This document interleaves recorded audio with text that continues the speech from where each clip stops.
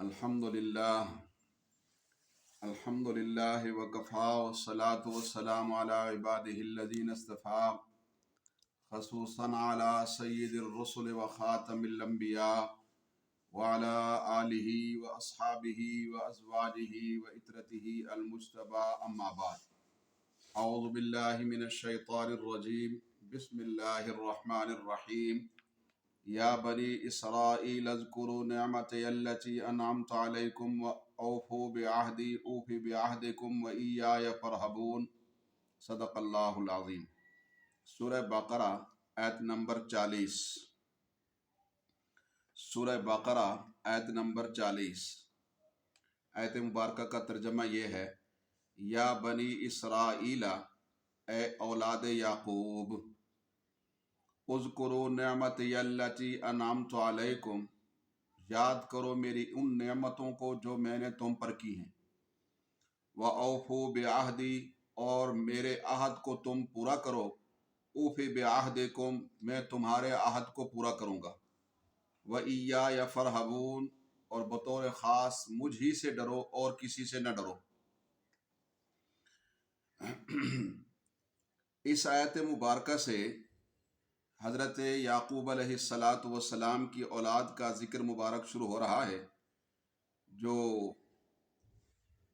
काफ़ी दूर तक चला गया है और निहायत तफसील के साथ बनी इसराइल का तारुफ कराया गया है, ताकि मालूम हो जाए कि बनी इसराइल से दुनिया की इल्मी और अमली क़ियादत जो है वो वापस क्यों ली गई है, और ये भी मालूम हो कि अल्लाह ताला ने बनी इसराइल पर किस कदर इनामात और एहसानात किए। इसराइल ये याकूब अलैहिस्सलाम का नाम या लक़ब है। दो लफ्ज़ों से ये मुरक्कब है, इसरा और ईल से। इसराइल, इसका माना अरबी में होता है अब्दुल्लाह, अल्लाह का बंदा। याकूब अलैहिस्सलाम का ये नाम है। इसराइल का माना है अल्लाह का बंदा। तो इन्हीं की औलाद यानी याकूब अलैहिस्सलाम की औलाद को बनी इसराइल कहा जाता है। बनी का माना बेटे, औलाद। तो यहाँ से खिताब करके फरमाया जा रहा है कि मैंने तुम पर जो इनामात किए हैं ज़रा उन्हें याद करो। कोई भी इज़्ज़तदार आदमी हमेशा अपने मोहसिन के एहसानात को याद रखता है और उसका हमेशा शुक्रगुजार रहता है, उसकी नाशुक्री नहीं करता। तो फरमाया तुम भी अल्लाह की नाशुक्री न करो। तुमने तौरात के अहकाम पर अमल करने का अहद किया था। इसमें नबी आखिरुज़्ज़मान सल्लल्लाहु अलैहि वसल्लम की नबुव्वत पर ईमान लाने का अहद भी मौजूद था। अगर तुम उस अहद को पूरा करोगे तो मैं अपने वादे पूरे करूँगा, तुम्हें इज़्ज़त दूंगा, तुम्हारी मदद करूँगा और आखिरत में तुम्हें इनामात से नवाजूंगा, जन्नत अता करूँगा।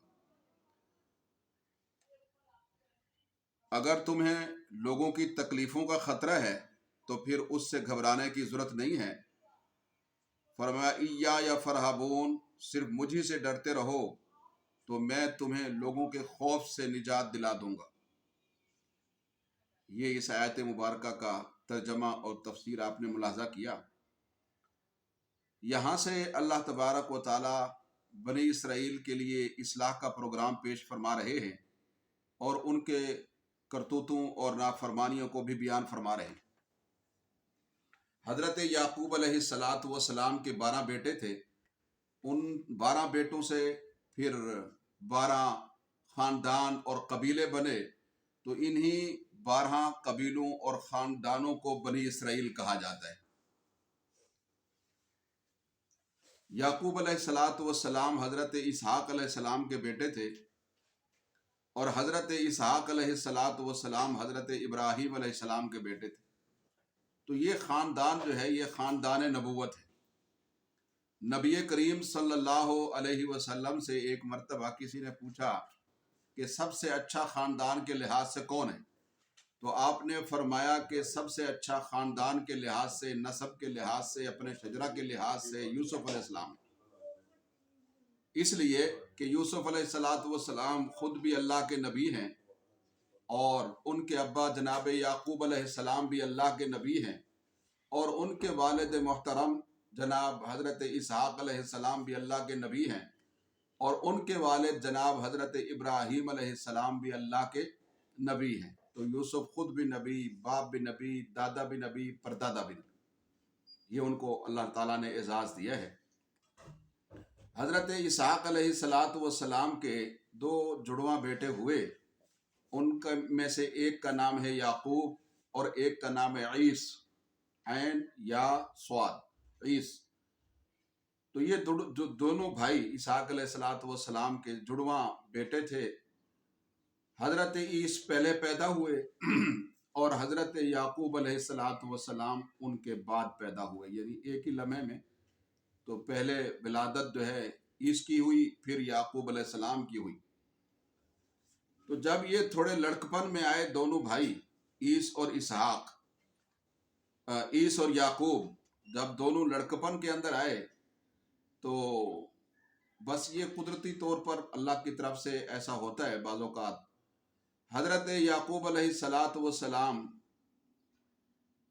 یہ والدہ کو زیادہ پیارے لگتے تھے اور والد کو زیادہ پیارے حضرت عیس لگتے تھے، لیکن یعقوب علیہ السلام اپنے والد کی خدمت زیادہ کرتے، حضرت اسحاق علیہ السلام کی خدمت زیادہ کرتے تھے۔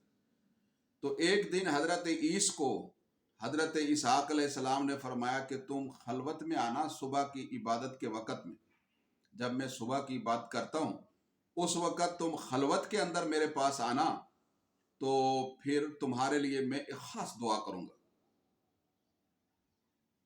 تو انہوں نے اپنی والدہ کو بتلایا کہ اس طرح سے مجھے والد نے کہا ہے، یا اسحاق علیہ السلام نے، کہ خلوت میں آنا صبح کی عبادت کے وقت میں، تو میرے لیے خاص دعا حضرت اسحاق علیہ السلام میرے والد کریں گے۔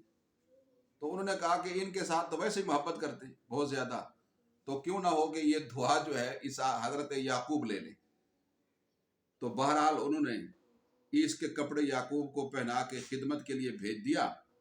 تو حضرت اسحاق یہ سمجھے کہ میرے پہلو میں آ کے بیٹھنے والا میرا بیٹا عیس ہے، تو انہوں نے دعا کی کہ یا اللہ اس بچے کے خاندان میں نبوت رکھ دے، اس کی اولادوں میں نبوت رکھ دے۔ انبیاء بنی اسرائیل تقریباً ان کی تعداد 4000، یہ سب یعقوب علیہ السلام کی اولاد ہے۔ تو وہ حضرت اسحاق علیہ السلام کی دعا یعقوب علیہ السلام کے حق میں قبول ہو گئی، کیونکہ حضرت عیس تو نہیں تھے وہاں تو یعقوب بیٹھے ہوئے تھے۔ نام نہیں لیا آپ نے فرمایا اس بچے کی اولاد میں نبوت کا منصب رکھ دے۔ اللہ تعالیٰ نے مستجاب الدعوات ہوتے ہیں، اللہ کے نبی اسحاق علیہ السلام بھی اللہ کے نبی تھے، مستجاب الدعوات تھے، دعا قبول ہو گئی جناب یعقوب علیہ السلام کے حق۔ چند دن گزر گئے تو حضرت عیس نے کہا کہ ابا جان آپ نے میرے لیے وعدہ کیا تھا دعا کرنے کا، تو وہ دعا نہیں فرمائی آپ نے ابھی تک۔ آپ نے فرمایا کہ تم آئے جو نہیں، اور تو وہ تو میں نے کر دی دعا۔ انہوں نے کہا نہیں وہ میرے لیے نہیں کی تھی، اس دن یعقوب آ گیا تھا آپ کی خدمت کے لیے، میں نہیں آ سکا تھا، تو لہٰذا آپ میرے لیے دعا فرمائیں۔ انہوں نے فرمایا وہ دعا تو میں نے کر دی، تو لہٰذا اب تمہارے لیے دعا جو ہے میں پھر کرتا ہوں۔ پھر حضرت عیس کے لیے جو ہے آپ نے دعا فرمائی کہ اے اللہ بادشاہت ان کی نسل میں رکھ دے۔ تو پھر اللہ تعالیٰ نے حضرت اسحاق کے بیٹے عیس میں بادشاہت رکھ دی۔ تو اس طرح بنی اسرائیل میں بادشاہت بھی چلتی رہی، نبوت بھی چلتی۔ تو اللہ تعالیٰ نے ان کو دینی لحاظ سے بھی دنیاوی لحاظ سے بھی بڑا اعزاز بخشا۔ تو اسی کو اللہ تعالیٰ نے آگے ارشاد فرمایا انی فضلتکم علی العالمین، اس زمانے کے سب لوگوں پر میں نے تمہیں فضیلت بخشی ہے۔ تو میں یہ عرض کر رہا ہوں کہ یہ اللہ کا بڑا انعام تھا ان پر، جو اللہ نے فرمایا انعمت علیکم، کہ میں نے تمہارے اوپر انعام کیا ہے، نبوت کا منصب بھی دیا اور بادشاہت بھی دی، دنیاوی جاہ و حشمت بھی تھی اور دینی منصب بھی تھا۔ وَآمِنُوا، تو اس کا تقاضا یہ ہے کہ تم مجھ سے ڈرو اور میرے عہد کو پورا کرو اور کسی اور سے نہ ڈرو، اور فرمایا آمنوا بما انزلت، اور ایمان لاؤ اس کتاب پر جو میں نے نازل کی ہے، مصدقا لما معکم، وہ کتاب تصدیق کرتی ہے اس چیز کی جو تمہارے پاس ہے۔ اب جو میں نے انعامات کیے ہیں ان کا تقاضا یہ ہے کہ تم قرآن پر ایمان لاؤ۔ وَلَا تَكُونُوا أَوَّلَ كَافِرٍ بِهِ، اور نہ ہو جاؤ تم اس قرآن کے ساتھ سب سے پہلے انکار کرنے والے۔ वला तश्तरू बिआयाती थमनन कलीला, और मेरी आयतों को थोड़ी कीमत के बदले ना बेचो, व इय्याया फत्तकून, और खास मुझ ही से डरो। इस आयत मुबारका में बनी इसराइल को कुरान हकीम पर ईमान लाने की दावत दी जा रही। फरमाया उसकी वजह यह बयान की है कि कुरान पाक तुम्हारी किताब यानी तौरात की तस्दीक करता है। अगर वो तौरात की तकजीब करता तो फिर तो तुम कह सकते थे कि इस नई किताब ने हमारे मजहबी जज्बात को मजरूह किया है, इसलिए हम इस पर ईमान नहीं ला सकते। लेकिन जब कुरान पाक गुज़श्ता तमाम किताबों बशमूल तौरात उनकी तस्दीक करता है तो तुम्हें बहरहाल सबसे पहले ईमान भी लाना चाहिए, क्योंकि तुम्हें बाकी इंसानों की बनिस्बत इस चीज़ का तौरात की वजह से, दीगर साहिफ समाविया की वजह से ज़्यादा इल्म है।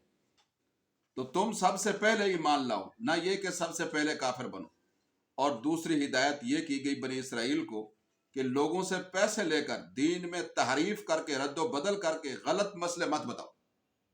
बनी इसराइल के उलमा में, यहूद नसारा में ये बीमारी आम थी कि वो कोई भी मसला होता तो उसमें लोगों से पैसे लेकर गलत मसला बतला देते और इस तरह से दुनिया के बदले अपना दीन बेच देते थे। तो कुरान का हिस्सा ला तश्तरू बिआयाती थमनन कलीला को इसलिए बनाया, हमें ये वाकया इसलिए सुना। कुरान कोई किस्से कहानी की किताब तो है नहीं। कुरान कोई तलज्जुज़ के लिए और कानों की गोया के लज्जत के लिए ये बातें तो नहीं हमें सुनाता है, बल्कि इन बातों के बयान करने का मकसद ये है कि उलमाए इस्लाम भी अल्लाह के अहकाम को थोड़ी कीमत के एवज ना बेचे। लिहाजा जो ऐसा करता है वो आलिम सू है, वह आलिम हक नहीं। दीन चार दलाइल से साबित होता है, कुरान से, सुन्नत से, इजमाए उम्मत से और क़ियास से, मुज्तहिद के क़ियास से। हजरत मुआज़ बिन जबल रज़ी अल्लाह तआला अन्हु को नबी करीम सल्लल्लाहु अलैहि वसल्लम ने यमन के एक हिस्से पर गवर्नर बनाकर भेजा, उस वक़्त जब उनकी उम्र 18 साल थी। इतना फ़हम उनके अंदर था,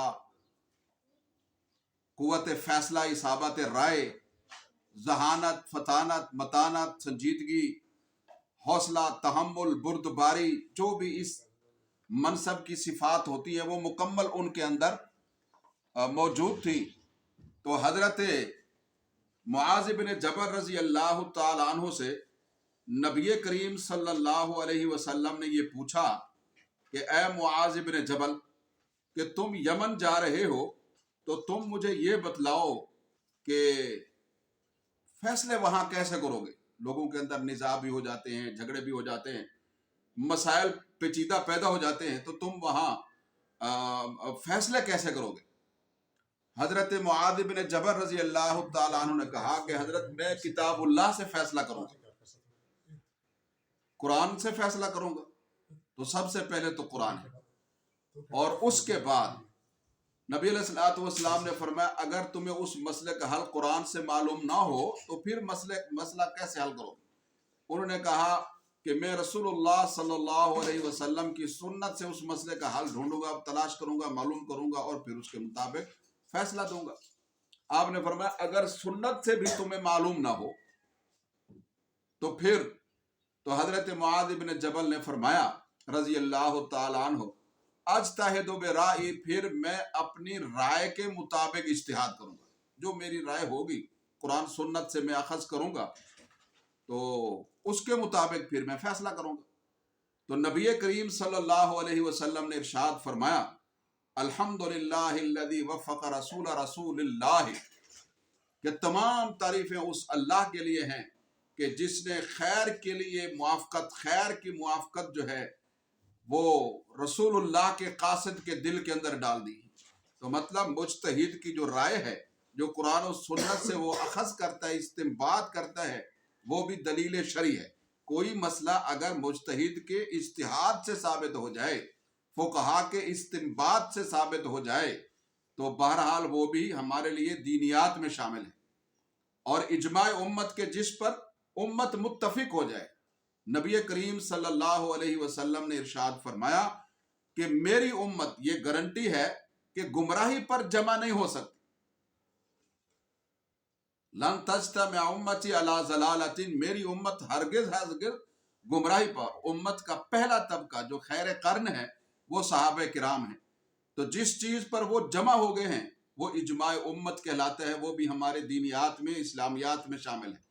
جیسے مسلمہ کذاب کے خلاف مسئلہ ختم نبوت کے انکار پر صحابہ اس کے خلاف جہاد پر جمع ہو، یہ اجماع امت ہے.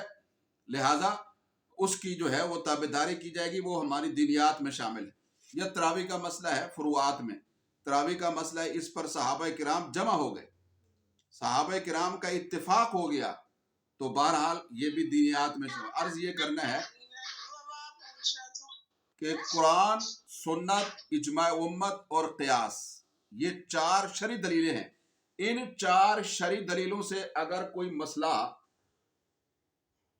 ثابت ہو تو وہ دینیات ہے، اس پر عمل کیا جائے گا. جس حیثیت میں ثابت ہو، فرض کی حیثیت سے، واجب کی حیثیت سے، سنت کی حیثیت سے، نفل کی حیثیت سے، اسی حیثیت میں کیا جائے گا. لیکن اگر ان سے ثابت نہیں ہے تو پھر وہ دین نہیں ہے. لہٰذا ایسی چیزیں لوگوں کو بتلا کر جو ان 4 چیزوں میں نہیں ہیں، ان 4 دلائل میں نہیں ہیں، تو پھر اس کے عوض میں پیسے لینا اور ان کو دین بنا کر پیش کرنا، یہ بدعت کہلاتا ہے. اور ایسے لوگ عمل کرنے والے ہوں وہ بدعتی کہلائیں گے، اور جو عمل کرانے والے ہوں گے وہ علماء سو کہلائیں گے. اسی کو کہا لا تشتروا بآیاتی ثمنا قلیلا، کہ میری آیتوں کو تھوڑی قیمت کے عوض نہ بیچو. دنیا کی جتنی قیمت بھی لی جائے غلط مسئلہ بتلانے کے عوض، وہ بہرحال آخرت کی نعمتوں کے مقابلے میں تو بہرحال تھوڑی. تو اس لیے فرمایا اللہ سے ڈرو، خدا کا خوف کرو، لوگوں کے ناحق پیسے خرچ نہ کرو. یہ جو شادی بیاہ کی اور موت و اموات کی ہم رسمیں کرتے ہیں، ان کا کہاں شریعت میں ثبوت ہے؟ یہ تو ہندوانہ رسمیں ہیں. تو ان کو دین بنا کر پیش کیا جاتا ہے. جب دین بنا کر پیش کیا جاتا ہے، اس پر پیسے لیے جاتے ہیں، کھانے کھائے جاتے ہیں، تو فرمایا یہ کیا ہے؟ اللہ کی آیتوں کو تھوڑی قیمت کے عوض بیچنا ہے، یہ منع ہے. اس لیے یہاں یہ بیان ہوا ہے لا تشترو، یہ ان کے لیے ان کا جو طرز عمل ہے، ان کے جو کرتوت ہیں، یہ اللہ نے اس لیے بیان کیے کہ ہم اس طرز عمل اور ان بد کرداریوں سے بچ جائیں. لا تشترو بے، اگر نہیں بدلتے تو قرآن سے رہنمائی نہیں. حالانکہ قرآن ھدی للناس ہے، پوری انسانیت کے لیے رہنما ہے. ولا تشتروا بآیاتی، تو قرآن کے پڑھنے پڑھانے کا مقصد، سمجھنے سمجھانے کا مقصد یہی ہے کہ ہماری زندگیاں انفرادی ہوں یا اجتماعی، وہ بہرحال سنت کے سانچے میں ڈھل جائیں اور اطاعت خدا بندی کے آگے سر جھکا لیں. لا تشتروا بآیاتی ثمنا قلیلا، فرمایا میری آیتوں کو تھوڑی قیمت کے عوض نہ بیچو. وإیایا فرحبون، اور خاص مجھی سے ڈرو. آگے اللہ تعالیٰ ارشاد فرماتے ہیں، اب ظاہر ہے کہ دنیا کا جتنا بھی مال ہو وہ بہرحال تھوڑا ہی ہے آخرت کے مقابلے میں. اللہ اکبر. تو دین کی خرید و فروخت نہ کرو، صحیح دین لوگوں تک پہنچاؤ، بس جو دین میں طے شدہ بات ہے. بعض لوگ یہ کہتے ہیں کہ جی وہ سند کے لحاظ سے ضعیف روایت، یعنی راوی جس میں ضعیف ہوتا ہے، کمزور ہوتا ہے، اس کے اندر جو شرائط ہوتی ہیں راوی کی نہیں پائی جاتی مکمل، تو اس روایت کو اعمال کی فضیلت میں چلو قبول کر لینا چاہیے. بھائی دین تو ہے عمل کا نام، تو عمل کے لیے تو کلیئر روایت ہونی چاہیے. فرمایا لا، سند کے لحاظ سے صحیح اور صریح ہونی چاہیے. ولا تلبسوا الحق بالباطل، یہ آیت مبارکہ 42 سورہ بقرہ. ولا تلبسوا الحق بالباطل، اور فرمایا حق کو باطل کے ساتھ نہ ملاؤ، خلط ملط نہ کرو. وَتَكْتُمُ الْحَقَّ وَأَنْتُمْ تَعْلَمُونَ، اور تم حق کو چھپاتے ہو، یعنی حالانکہ تم جانتے بھی ہو کہ یہ حق ہے لیکن اس کے بعد چھپا دیتے.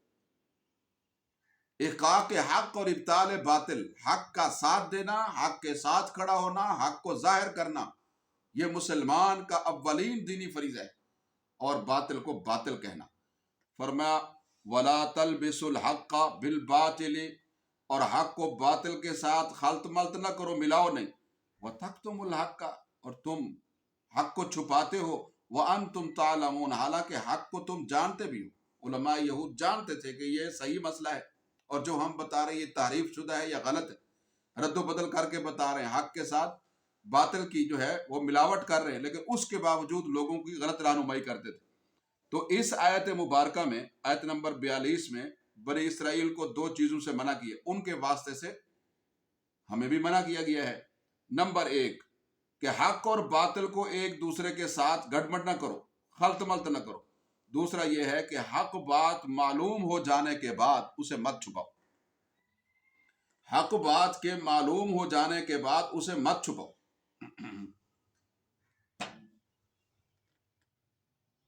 اور ارشاد فرمایا کہ مطلب یہ ہے کہ حق اللہ تعالیٰ کے نزدیک یہ دونوں باتیں جرم ہیں، حق کے ساتھ ملاوٹ کرنا اور حق کو چھپانا۔ اگر کوئی ان کا مرتکب ہو تو توبہ کرے، نہیں ہے تو پھر سزا بھگتے گا۔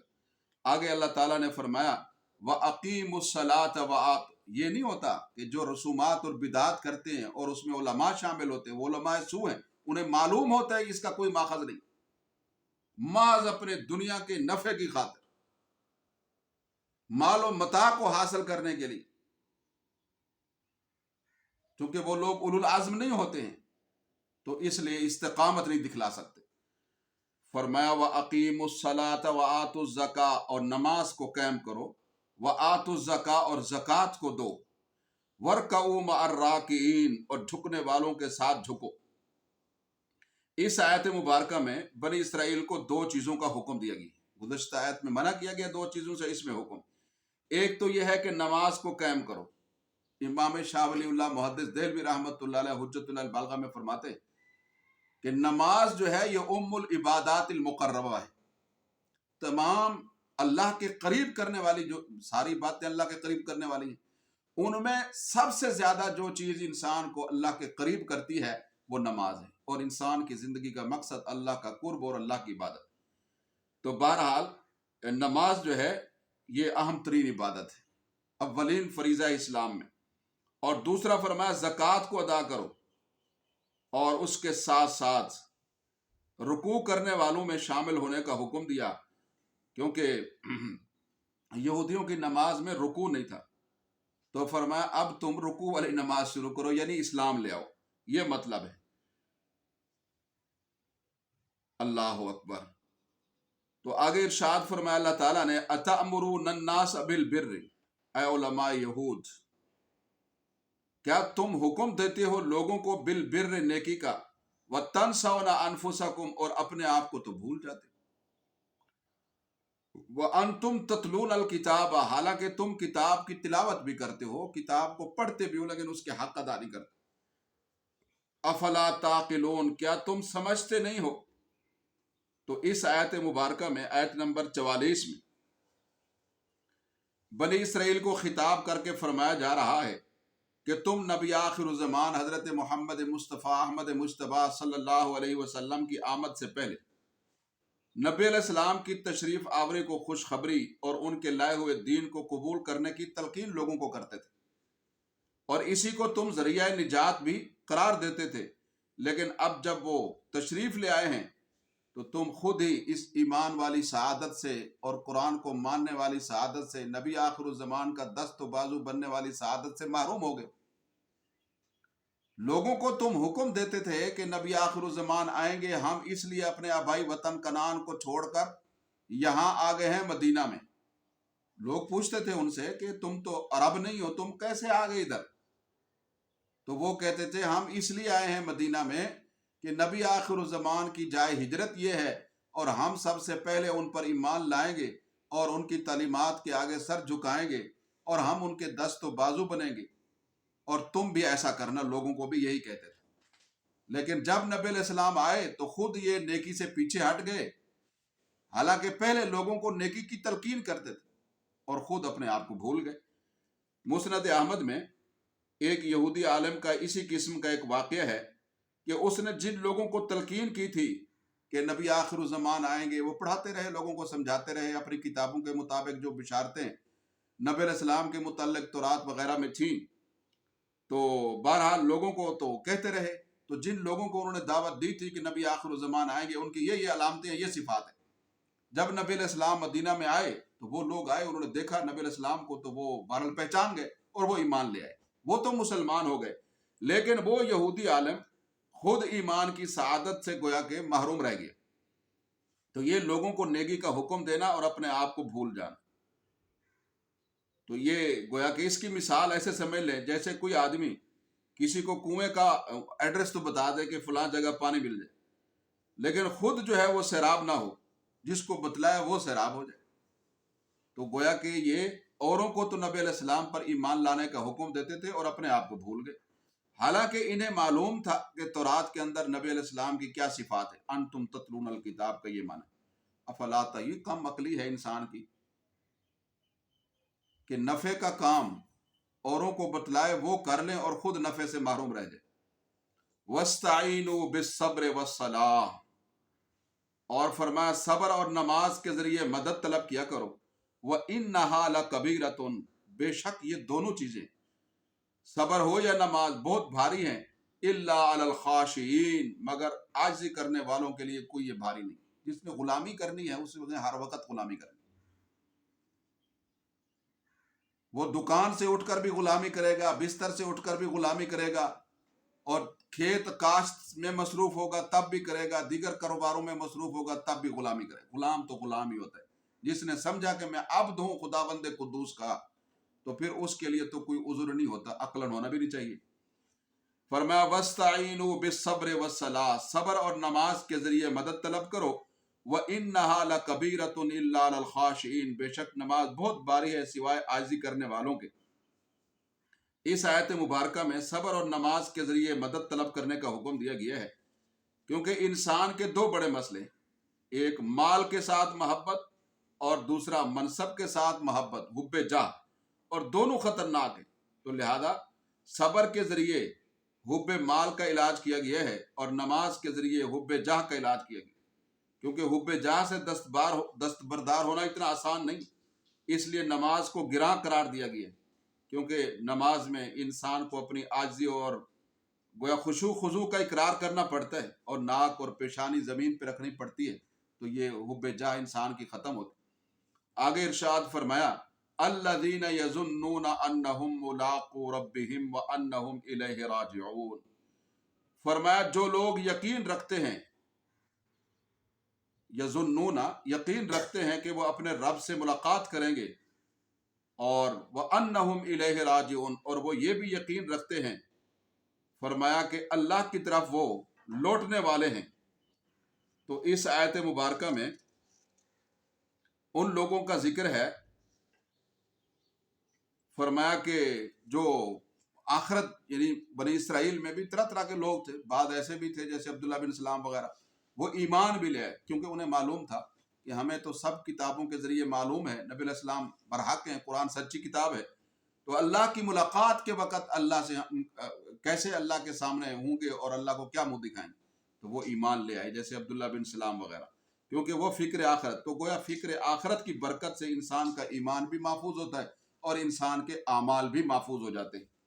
آگے اللہ تعالیٰ ارشاد فرماتے ہیں یا بنی اسرائیل، آیت نمبر 47 میں، یا بنی اسرائیل اذکروا نعمتی التی انعمت علیکم، اے اولاد یعقوب میری ان نعمتوں کے یاد کرو جو میں نے تم پر کی. وَأَنِّي فَضَّلْتُكُمْ عَلَى الْعَالَمِينَ، اور بے شک میں نے تمہیں جہان والوں پر فضیلت عطا کی، یعنی اس زمانے کے جو لوگ تھے ان پر بنی اسرائیل کو فضیلت. اب کنتم خیر امت اخرجت للناس تأمرون اب یہ امت محمدیہ فرمایا یہ بہترین امت ہے.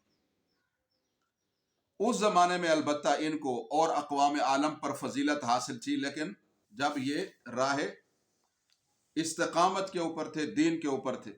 تو اس آیت مبارکہ میں ایک مرتبہ پھر بنی اسرائیل کو اللہ کے احسانات یاد کرنے کی تلقین کی جا رہی ہے تاکہ ان میں شکر گزاری کا جذبہ پیدا ہو. آگے ان احسانات اور انعامات کی تفصیل دی گئی ہے کہ جو وقتاً فوقتاً بنی اسرائیل کے اوپر ہوتے رہے، تو جن میں سے اس آیت میں صرف پہلے احسان کا تذکرہ ہے کہ تمام احسانات میں سب سے بڑا احسان اللہ نے بنی اسرائیل کو یہ کیا ان کے اوپر کہ اہل عالم پر، جہان والوں پر فضیلت اور برتری عطا کی، نبوت بھی دی، سلطنت بھی دی، بلکہ بعض جگہ میں تو نبوت اور سلطنت کو جمع بھی کر دی. حضرت یوسف علیہ السلام میں نبوت بھی اور سلطنت بھی جمع. حضرت یعقوب علیہ السلام، حضرت سلیمان علیہ السلام، داؤد علیہ السلام میں نبوت اور سلطنت بھی جمع تھی۔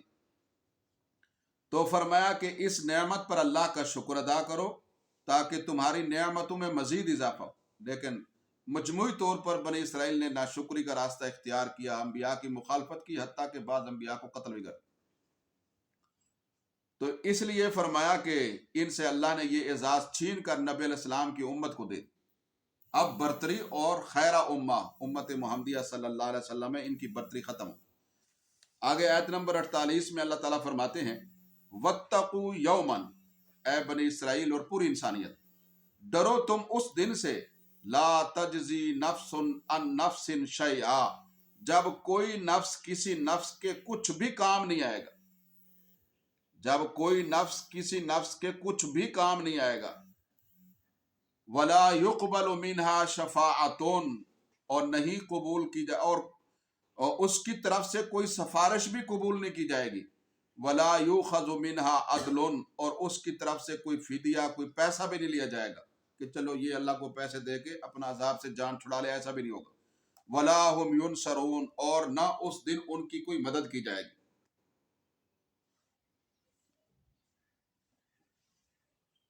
سے نیٹ مسئلہ کر رہا ہے آپ کا۔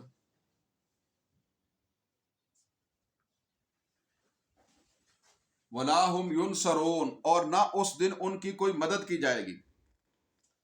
تو اس آیت مبارکہ میں قیامت کے دن سے ڈرنے اور فکر آخرت اور احتیاط کرنے کی تلقین کی گئی۔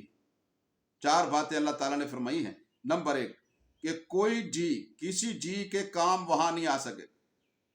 دیکھیے انسان مشکل وقت میں اپنے دوستوں، متعلقین، اقارب سے کم از کم یہ توقع تو رکھتا ہے کہ یہ ہمارے کام آئیں گے، لیکن وہاں کوئی کسی کے کام نہیں ہے۔ اپنا ایمان، اپنے اعمال کام آئیں گے، اور ان کی بنیاد پر کوئی ایک دوسرے کے کام آئے گا، اس کو شفاعت کہتے ہیں۔ اور نمبر 2 فرمایا کہ کسی نفس کی طرف سے سفارش بھی قبول نہیں ہوگی۔ دنیا میں ایسا ہوتا ہے جب انسان مشکل میں پھنستا ہے تو کہیں پیسہ، کہیں سفارش، کہیں تعلق، یہ کام آ جاتے ہیں، جان چھوٹ جاتی، لیکن وہاں نہ سفارش کام آئے گی، نہ تعلق، نہ پیسہ کام۔ یہ بتلایا اللہ تعالیٰ نے۔ فرمایا کسی نفس کی طرف سے سفارش بھی قبول نہیں ہوگی۔ لوگ اپنے متعلقین کو بچانے کے لیے کسی مضبوط سفارش سے بھی دنیا میں فائدہ اٹھاتے رہتے، لیکن وہاں ایسا نہیں ہوگا۔ الا من اذن له الرحمن، مگر اس کے حق میں سفارش قبول ہوگی کہ جس کے لیے اللہ اجازت عطا فرمائیں گے، اور وہ اجازت ایمان والے، ایمان ہو اس کے اندر، پھر اس کے حق میں سفارش ہوگی۔ اور تیسری بات فرمائی کسی نفس کی طرف سے فدیہ نہیں لیا جائے۔ یہاں دنیا میں سفارش نہ ہو تو رشوت سے کام چلا لیتے، تو وہاں ایسا نہیں ہوگا۔ وہاں مال بھی نہیں ہوگا کسی کے پاس، اگر ہو بھی تو کوئی عذاب سے بچاؤ کے لیے فدیہ کا وہاں کوئی سسٹم نہیں ہوگا۔ اور چوتھی بات یہ فرمائی کہ کوئی کسی کی مدد نہیں کر سکے، چلو اس کے حصے کا عذاب میں جھیل لوں، ایسا بھی کوئی نہیں کرے گا۔ ہر ایک کی اپنی وہاں حالت ہوگی۔ تمام اقارب اور رشتے ایک دوسرے سے عذاب کے وقت میں دور ہو جائیں گے، کوئی کسی کا عذاب جھیلنے کو تیار نہیں ہوگا۔ تو اللہ تعالیٰ نے آگے ارشاد فرمایا لہذا قیامت کے دن جب ان چیزوں میں سے کوئی بھی نہیں ہو سکے گا، تو لہذا ہر ایک اس دن کی تیاری کرے اور یہ خیال چھوڑ دے کہ چلو جی ہم انبیاء کی اولاد ہیں، ہمارا نسب بڑا اونچا ہے، تو ہمارا کوئی وہاں لحاظ ہو جائے گا، کام چل جائے گا، تو ایسا نہیں ہوگا۔ اگر یہ بنی اسرائیل کو سمجھایا جا رہا ہے تو ہمیں بھی یہ سمجھنا چاہیے کہ ہم خیرہ امہ ہیں، تو یہ اعزاز ہمیں تب ہی ہے کہ جب حضور کی سیرت پر عمل کریں، نبی علیہ السلام کی سنت کو مشعل راہ بنائیں۔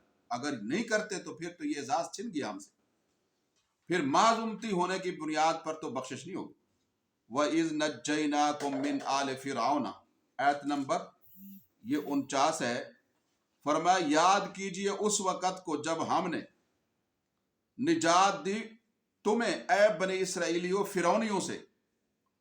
آل فرعون، فرعون کی تو اپنی اولاد نہیں تھی، کیا آل ہونی اس کی؟ مطلب یہ ہے کہ آل فرعون، فرعون والوں سے تمہیں نجات دی۔ یسومونکم سوء العذاب، جو تمہیں بدترین عذاب میں مبتلا کر کے رکھتے تھے۔ یذبحون ابناءکم، جو تمہارے بیٹوں کو ذبح کر دیتے تھے۔ ویستحیون نساءکم، اور تمہاری عورتوں کو زندہ چھوڑ دیتے تھے، یعنی ان کو قتل نہیں کرتے تھے۔ وَفِي ذَلِكُمْ بَلَاءٌ مِّن رَبِّكُمْ عَظِيمٌ، اس میں تمہارے رب کی طرف سے بڑی آزمائش۔ اس آیت مبارکہ میں یہودیوں کو وہ وقت یاد دلایا گیا ہے کہ جب فرعون کی طرف سے ان کے لڑکوں کو ذبح کرنے اور لڑکیوں کو زندہ باقی رکھنے کا حکم جاری کیا گیا۔ یہ بھی ایک عذاب تھا بنی اسرائیل پر۔ فرعون کو کسی کاہن نجومی نے کہہ دیا تھا کہ بنی اسرائیل میں ایک لڑکا پیدا ہوگا جو تیری سلطنت کے زوال کا باعث بنے گا۔ بنی اسرائیل کا ابائی وطن تو یہ نہیں، ان کا تو کنعان، فلسطین کے قریب علاقہ تھا، یہ ان کا ابائی وطن تھا، کنعان۔ مصر یہ کیسے پہنچے؟ یہ حضرت یوسف علیہ السلام جب بکتے بکاتے وہاں مصر گئے، پھر وہاں کی بادشاہت اللہ نے ان کو عطا فرمائی، اور پھر انہوں نے وہاں اپنے ابا یعقوب کو اور اپنے بھائیوں کو بلایا، پھر وہ سارے وہاں ہی رہائش پذیر ہو گئے۔ اور پھر حضرت موسیٰ علیہ السلام کے زمانے میں یہ واپس اپنے علاقے میں آئے۔ اس کی تفصیلات مختلف جگہوں میں قرآن پاک کے اندر موجود ہیں۔ تو بہرحال یہ مصر میں اس طرح سے پہنچے۔ یہ مصر کے اصل باشندے نہیں تھے، اصل باشندے وہاں کے جو تھے وہ قبطی قوم تھی، قبطی لوگ تھے، انہی میں سے فراعین مصر ہوتے تھے، یعنی پھر مصر کے ہر بادشاہ کو فرعون کہا جاتا تھا۔ یہ وہاں کے بادشاہ کا لقب تھا، جیسے ہمارے ہاں انتظامی امور کے جو سربراہ ہیں ان کو پرائم منسٹر کہا جاتا ہے، یا آئینی امور کے جو ذمہ دار ہیں ان کو پریزیڈنٹ کہا جاتا ہے۔ تو اس طرح وہاں بھی پھر نام بدلتے رہتے ہیں، کبھی ہمارے ہاں کوئی پرائم منسٹر ہوتا ہے، کبھی کوئی ہوتا ہے، کبھی کوئی ہوتا ہے۔ تو وہاں بھی ایسے فرعون جو ہے وہ ایک ان کا سربراہی لقب تھا، باقی پھر مختلف نام کے لوگ۔ لیکن موسیٰ علیہ السلام کے فرعون کے زمانے کی یہ بات ہو رہی، اس کو یہ کہا کسی نے کہ بنی اسرائیل کا کوئی بچہ تیری سلطنت کے زوال کا سبب بنے گا، تو اس نے بچوں کو قتل کرنا شروع کر دی، اس نے بچوں کو قتل کرنا شروع کر دی۔ تو یہ ایک عذاب تھا بنی اسرائیل کے لیے، اور عورتوں کو زندہ چھوڑ دیا، یہ بھی عذاب تھا۔ بظاہر تو یہ نظر آتا ہے کہ عورتوں کو اس نے قتل نہیں کیا، یہ تو ٹھیک ہے، نعمت ہے کہ قتل نہیں کیا، لیکن عورتیں بغیر مردوں کے تو ان کی کوئی زندگی نہیں۔ آپ دیکھیں جن ممالک میں جنگیں ہوئی ہیں تو وہاں مرد جو ہے وہ مارے گئے ہیں، اور عورتوں کی آبادی میں ظاہر ہے کہ وہ اضافہ ہو گیا ہے، تو وہاں بڑے پیچیدہ مسائل پیدا ہو گئے۔ تو اس لیے ان کے لیے دونوں طرح سے، مردوں کے حوالے سے بھی عورتوں کے حوالے سے بھی پیچیدگیاں اور مسائل پیدا ہوئے۔ تو اللہ تعالیٰ فرماتے ہیں ہم نے تمہیں اس سے نجات دی، کتنا بڑا انعام ہے۔ تو اس کی شکر گزاری کے لیے ضروری تھا کہ تم اس زمانے کے انبیاء کی بھی باتیں مانتے، موسیٰ علیہ السلام کی، جن کے ذریعے سے تمہیں آزادی کی نعمت ملی، فرعون کے مظالم سے نجات ملی، لیکن انہوں نے موسیٰ کی بھی نافرمانی، بچڑے کی پوجا پر لگ گئے، اور بعد کے انبیاء کے بھی دشمن ہو گئے، ان کو قتل کر دیا، جناب یحییٰ کو، جناب زکریا کو۔ تو فرمایا فی ذالکم بلاء من ربکم عظیم، اس میں تمہارے رب کی طرف سے بڑی آزمائش تھی۔ تو اس آیت مبارکہ میں یہودیوں کو وہ وقت یاد دلایا گیا ہے کہ جب فرعون کی طرف سے ان کے لڑکوں کو ذبح کرنے اور لڑکیوں کو زندہ باقی رکھنے کا حکم جاری کیا گیا۔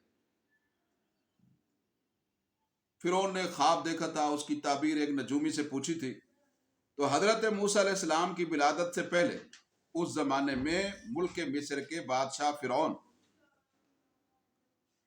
نے خواب دیکھا کہ بیت المقدس کی جانب سے ایک آ گئی، اور اس نے مصر کے تمام گھروں اور مصر کی تمام قبطی آبادی کے گھروں کو جلا دیا ہے، تمام قبطیوں کو بھی جلا دیا، لیکن بنی اسرائیل کے گھر کو اس آگ نے چھوڑ دیا۔ تو جب فرعون بیدار ہوا تو اس خواب کی وجہ سے بہت پریشان تھا، تو اس نے اپنے تمام درباری اور کہنوں اور شہروں کو جمع کیا، یہ خواب سنا۔ تو انہوں نے خواب کی تعبیر یہ بیان کی کہ بنی اسرائیل میں ایک لڑکا ہوگا، وہ بہرحال فرعون کی سلطنت کی تباہی کا سبب بنے گا۔ تو فرعون نے وقت سے پہلے اس کا حل اپنے ذہن سے یہ تجویز کر لیا، شاہی آرڈر جاری کر دیا کہ آج کے بعد بنی اسرائیل میں جو بھی لڑکا پیدا ہو اسے قتل کر دیا جائے، اگر کسی کے ہاں لڑکی پیدا ہو جائے تو اسے زندہ رہنے دیے جائے، تاکہ ان سے خدمت وغیرہ کے کام جو ہے وہ لیے جا سکے۔ تو ظاہر ہے کہ یہ بہت بڑی آزمائش تھی، عورتیں غلامی کی زندگی گزار رہی تھیں اور نوجوان قتل ہو رہے تھے۔ تو بنی اسرائیل کو اللہ نے موسیٰ کے ذریعے سے ان کی جد و جہد اور محنت کے ذریعے سے نجات عطا فرمائی۔ اس کا مطلب یہ ہے کہ انبیاء علیہم السلام جہاں دعوت توحید دیتے ہیں وہاں انسانوں کو آزادی کی نعمت سے مالا مال کرنے کے لیے بھی جد و جہد کرتے ہیں۔ انسانی حقوق کی جنگ بھی ارباب اقتدار سے وہ لڑتے ہیں۔ تو یہ شروع سے آ رہا ہے سلسلہ۔ فرمایا آگے اللہ تعالیٰ نے وَإِذْ فَرَقْنَا بِكُمُ الْبَحْرَ، آیت نمبر 50، اے بنی اسرائیل یاد کیجئے اس وقت کو جب پھاڑ دیا ہم نے تمہارے لیے سمندر کو، فَأَنْجَيْنَاكُمْ، پھر اس سمندر میں اس سمندر سے بھی ہم نے تمہیں نجات دے دی، ورنہ تو انسان غرق ہو جاتا ہے، موجوں اور لہروں کی نظر ہو جاتا ہے۔ وَأَغْرَقْنَا آلَ فِرْعَوْنَ، اور ہم نے فرعونیوں کو غرق کر دیا اسی سمندر میں۔ وَأَنْتُمْ تَنْظُرُونَ، اور یہ سب منظر تم دیکھ رہے تھے۔ اس آیت مبارکہ میں بنی اسرائیل کے لیے دریا میں راستہ بن جانے اور اسی راستے پر چل کر آنے والے فرعون اور اس کے لشکر کے غرق ہونے کا ذکر کیا گیا ہے۔ تو بنی اسرائیل کے لیے بہت بڑا انعام تھا یہ کہ ان کے دشمن کو ان کی آنکھوں کے سامنے اسی سمندر میں غرق کر دیا جس سمندر سے وہ صحیح سلامت بالکل عبور کر کے ابھی آئے تھے۔ تو بہرحال یہ اللہ تعالیٰ کا ان کی آنکھوں کے سامنے یہ انعام ان کے اوپر ہوا ہے، اور انہیں اطمینان ہوا ہے کہ ہمارا دشمن غرق ہو گیا ہے، اب ہم آزادی اور اطمینان اور راحت کی زندگی گزاریں گے۔ فرمایا تم پھر بھی نہ شکر ہو گئے۔ وہاں سے بحر نکلنے کے بعد جناب والا حکم جہاد سے بھی انکار کر دیا، اور موسیٰ علیہ السلام نے تورات کا جب تمہیں حکم دیا عمل پیرا ہونے کا تو اس سے بھی انکار کر دیا، حضرت ہارون کی میں مخاصمت شروع کر دی۔ وَإِذْ وَعَدْنَا مُوسَىٰ 40 لَيْلَةً، اور فرمایا کہ یاد کیجئے اس وقت کو کہ جب ہم نے موسیٰ علیہ السلام سے 40 راتوں کا وعدہ لیا۔ ثُمَّ اتَّخَذْتُمُ الْعِجْلَ مِن بَعْدِهِ، پھر تم نے اے بنی اسرائیل بچڑے کو معبود بنا لیا حضرت موسیٰ علیہ السلام کے بعد، یعنی ان کے طور پر جانے کے بعد۔ وَأَنْتُمْ تَنْظُرُونَ وَأَنْتُمْ ظَالِمُونَ، اور تم تو ہو ہی ظالم۔ اس آیت مبارکہ میں حضرت موسیٰ علیہ السلام کو تورات عطا فرمانے کے لیے طور پر 40 راتوں کا اعتکاف، یہ اس کا حکم دیا گیا۔ جب یہ وہاں سے پار ہوئے سمندر سے، فرعون غرق ہو گیا، تو بنی اسرائیل موسیٰ علیہ السلام سے کہنے لگے کہ حضرت بات یہ ہے، وہاں تو ہم کوئی دین پر نہیں چل سکتے تھے، اپنے طور طریقے انبیاء کی تعلیمات پر نہیں چل سکتے تھے، فرعون کی غلامی میں تھے۔ تو لہٰذا اب ہمارا دل یہ کرتا ہے کہ جب ہم آزاد ہو گئے ہیں، مظالم سے ہم نے نجات پا لی ہے، تو ہمارے لیے کوئی قانون ہونا چاہیے، کوئی دستور ہونا چاہیے، کوئی اللہ کی تعلیمات اور احکام ہونے چاہیے کہ جن پر ہم عمل پیرا ہو سکے۔ اس کے لیے موسیٰ علیہ السلام نے بارگاہ رب العالمین میں دعا کی کہ اللہ ہمیں کوئی زندگی گزارنے کا ضابطہ حیات عطا فرما۔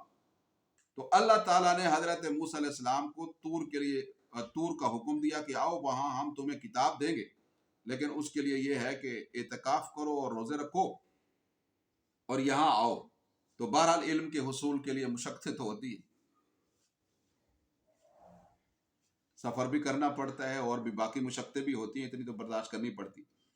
جب تورات کا معنی ہی قانون ہے، جب مل گئی تورات تو انہوں نے انکار کر دیا۔ ثم عفونا منکم، فرمایا وَإِذْ وَعَدْنَا مُوسَىٰ 40 لَيْلَةً، یاد کیجئے اس وقت کو جب ہم نے موسیٰ علیہ السلام سے 40 راتوں کا وعدہ لیا۔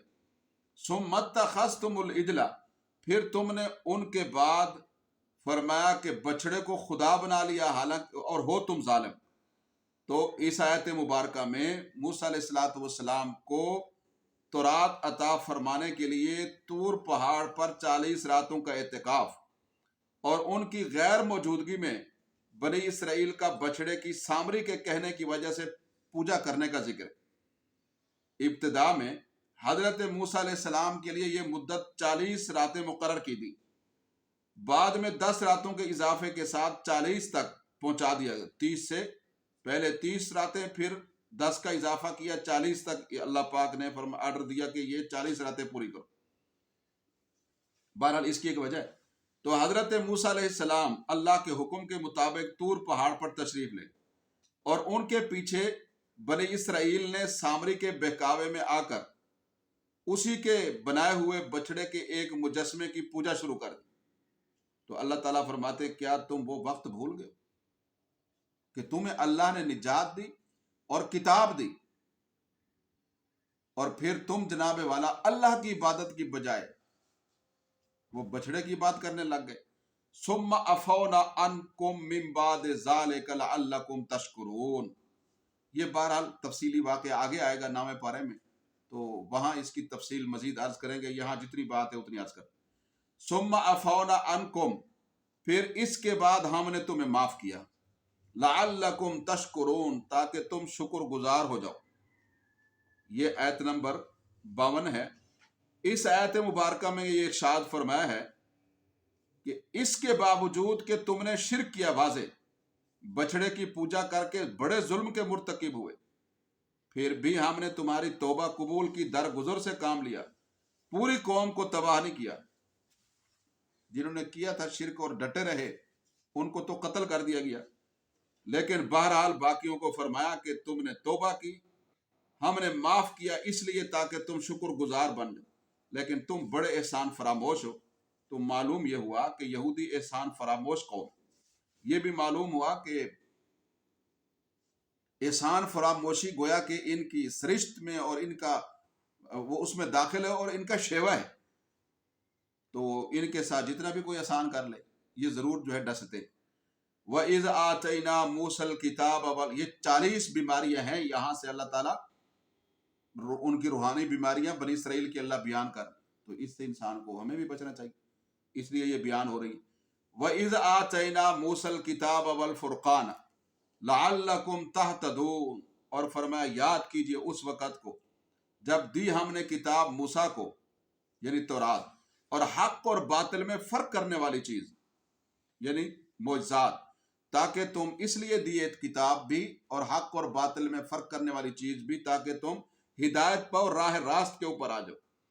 تو اس آیت مبارکہ میں بنی اسرائیل کی ہدایت اور رہنمائی کے لیے حضرت موسیٰ علیہ السلام کو کتاب اور فرقان دینے کا جو انعام ہے اس کا ذکر ہوا ہے، اور قوم کی رہنمائی کے لیے آئین، قانون، دستور کا فراہم کیا جانا کہ جس کی روشنی میں وہ زندگی گزار سکیں اور ان کا کوئی قدم اس قانون الہی کے خلاف نہ ہو. یہ بہت بڑی نعمت.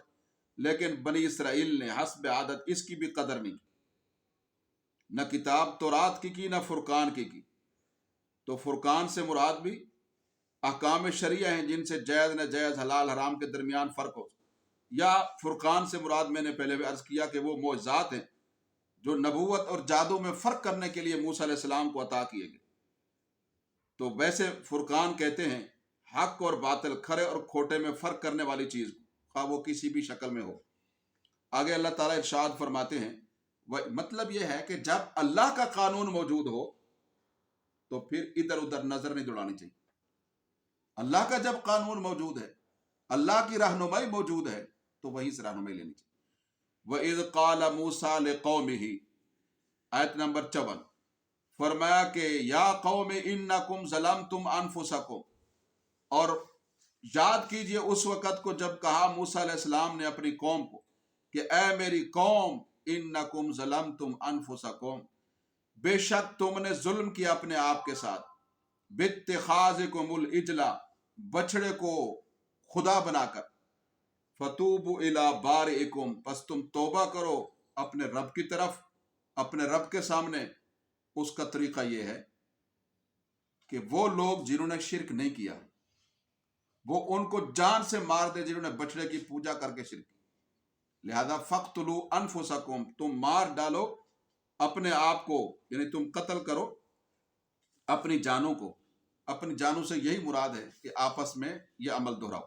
ذَالِكُمْ خَيْرٌ لَكُمْ عِنْدَ بَارِكُمْ، یہ بہتر ہے تمہارے لیے تمہارے رب تعالیٰ کے ہاں. فَتَابَ عَلَيْكُمْ، پھر اللہ نے تم پر رجوع فرمایا. إِنَّهُ هُوَ التَّوَّابُ الرَّحِيمُ، بے شک اللہ رب العزت توبہ کو خوب قبول کرنے والے اور نہایت مہربان ہیں.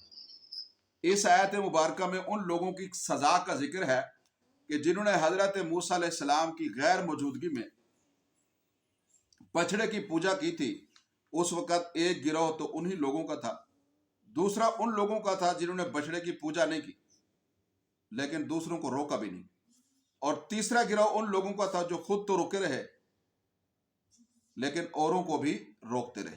तो गोया तीन गिरोह हो गए बनी इसराइल के। एक वो जो बछड़े की पूजा में मुब्तला, एक वो कि उन्होंने कहा जी चलो इंतजार करो, देखो कि पॉलिसी अपनाई कि वापस मूसा अलैहिस्सलाम आएंगे और वो क्या कहते हैं। उन्होंने मुनकर पर नकीर नहीं की, यानी बुरे काम पर इनकार नहीं किया, उससे रोका नहीं है, देखो और इंतजार करो, खुद भी पूजा नहीं की और रुक रहे। और तीसरे वो थे जिन्होंने खुद भी बुरा काम नहीं किया बल्कि औरों को भी बछड़े की पूजा से रोकते रहे। तो ये तीन गिरोह हो गए। तो अल्लाह ताला ने उन लोगों को ये हुक्म दिया कि जिन्होंने बछड़े की पूजा नहीं की थी कि जिन लोगों ने बछड़े की पूजा की है उनको तुम मार डालो। इससे पहले तौबा करने का भी उन्हें हुक्म दिया गया था, जिससे ये मालूम हुआ कि उनकी पाकीज़गी के लिए अल्लाह ने दो दर्जे मुतय्यन की। एक ये कि वो अपने इस फेल से तौबा करें, दूसरा पाक तब होंगे कि बछड़े की पूजा करने वालों को कत्ल कर दिया। ऐसा ही हुआ और वो तमाम लोग सजा के तौर पर कत्ल कर दिए गए। फिर उनकी तौबा भी हुई और कत्ल भी हुए, तो ये सजा जो है पूरी करके उनको माफ कर।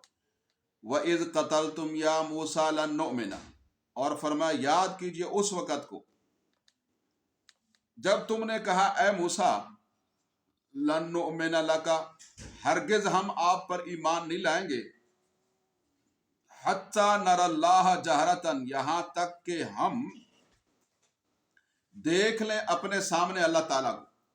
फ़अख़ज़तकुम उस्साइक़तु, फिर पकड़ा तुम्हें बिजली ने, व अंतुम तंज़ुरून, और तुम देख रहे थे, तुम्हारे देखते ही देखते बिजली ने तुम्हें आकर पकड़ा। इस आयत मुबारका में फरमाया गया है कि जब अल्लाह ताला ने हजरत मूसा अलैहिस्सलाम को तौरात अता फरमाई और उन्होंने इसे बनी इसराइल के उन्होंने इसको बनी इसराइल के सामने पेश फरमाया, तो उन्होंने इसे अल्लाह ताला का कलाम ही तस्लीम करने से इनकार कर, क्योंकि उसमें तो हलाल हराम के अहकाम थे। ये चाहते थे हम मजीद आज़ाद ज़िंदगी गुजारें, और ये तकाजा किया कि अल्लाह ताला बराह रास्त हमसे ये कहे कि ये मेरा कलाम है, तब हम इस पर ईमान लाएंगे, वरना नहीं।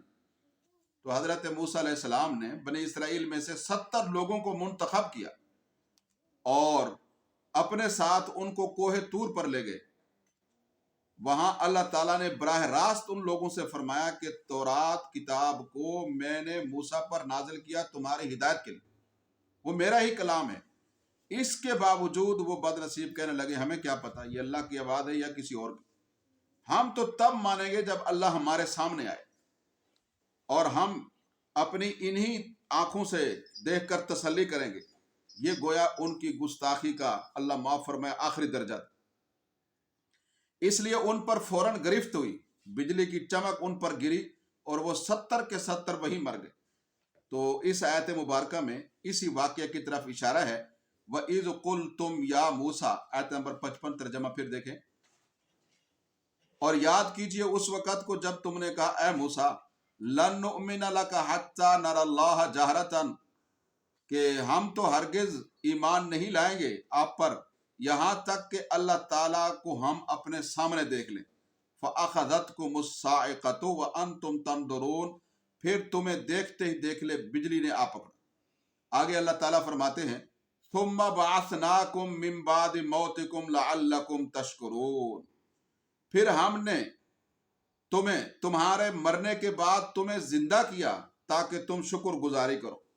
इस आयत में गुज़श्ता मज़मून की मुकम्मल किया गया है कि हज़रत मूसा अलैहिस्सलाम जिन 70 लोगों को मुंतखब करके अपने साथ लाए थे, वो अपनी कौम के सरबर अबुर्दा लोग थे, सरदार लोग थे, बड़े लोग थे। तो उनकी हलाकत पर मूसा अलैहिस्सलाम को फिक्र लायक हुई कि मेरी कौम क्या कहेगी कि इन 70 को किधर किया जी, ये तो और मसला पैदा हो जाएगा, क्योंकि उन्हें मालूम था कि उनकी कौम ये इल्ज़ाम देगी कि मूसा अलैहिस्सलाम ने हमारे 70 बंदे ले जाकर कहीं ज़ाय कर दिए, मरवा दी।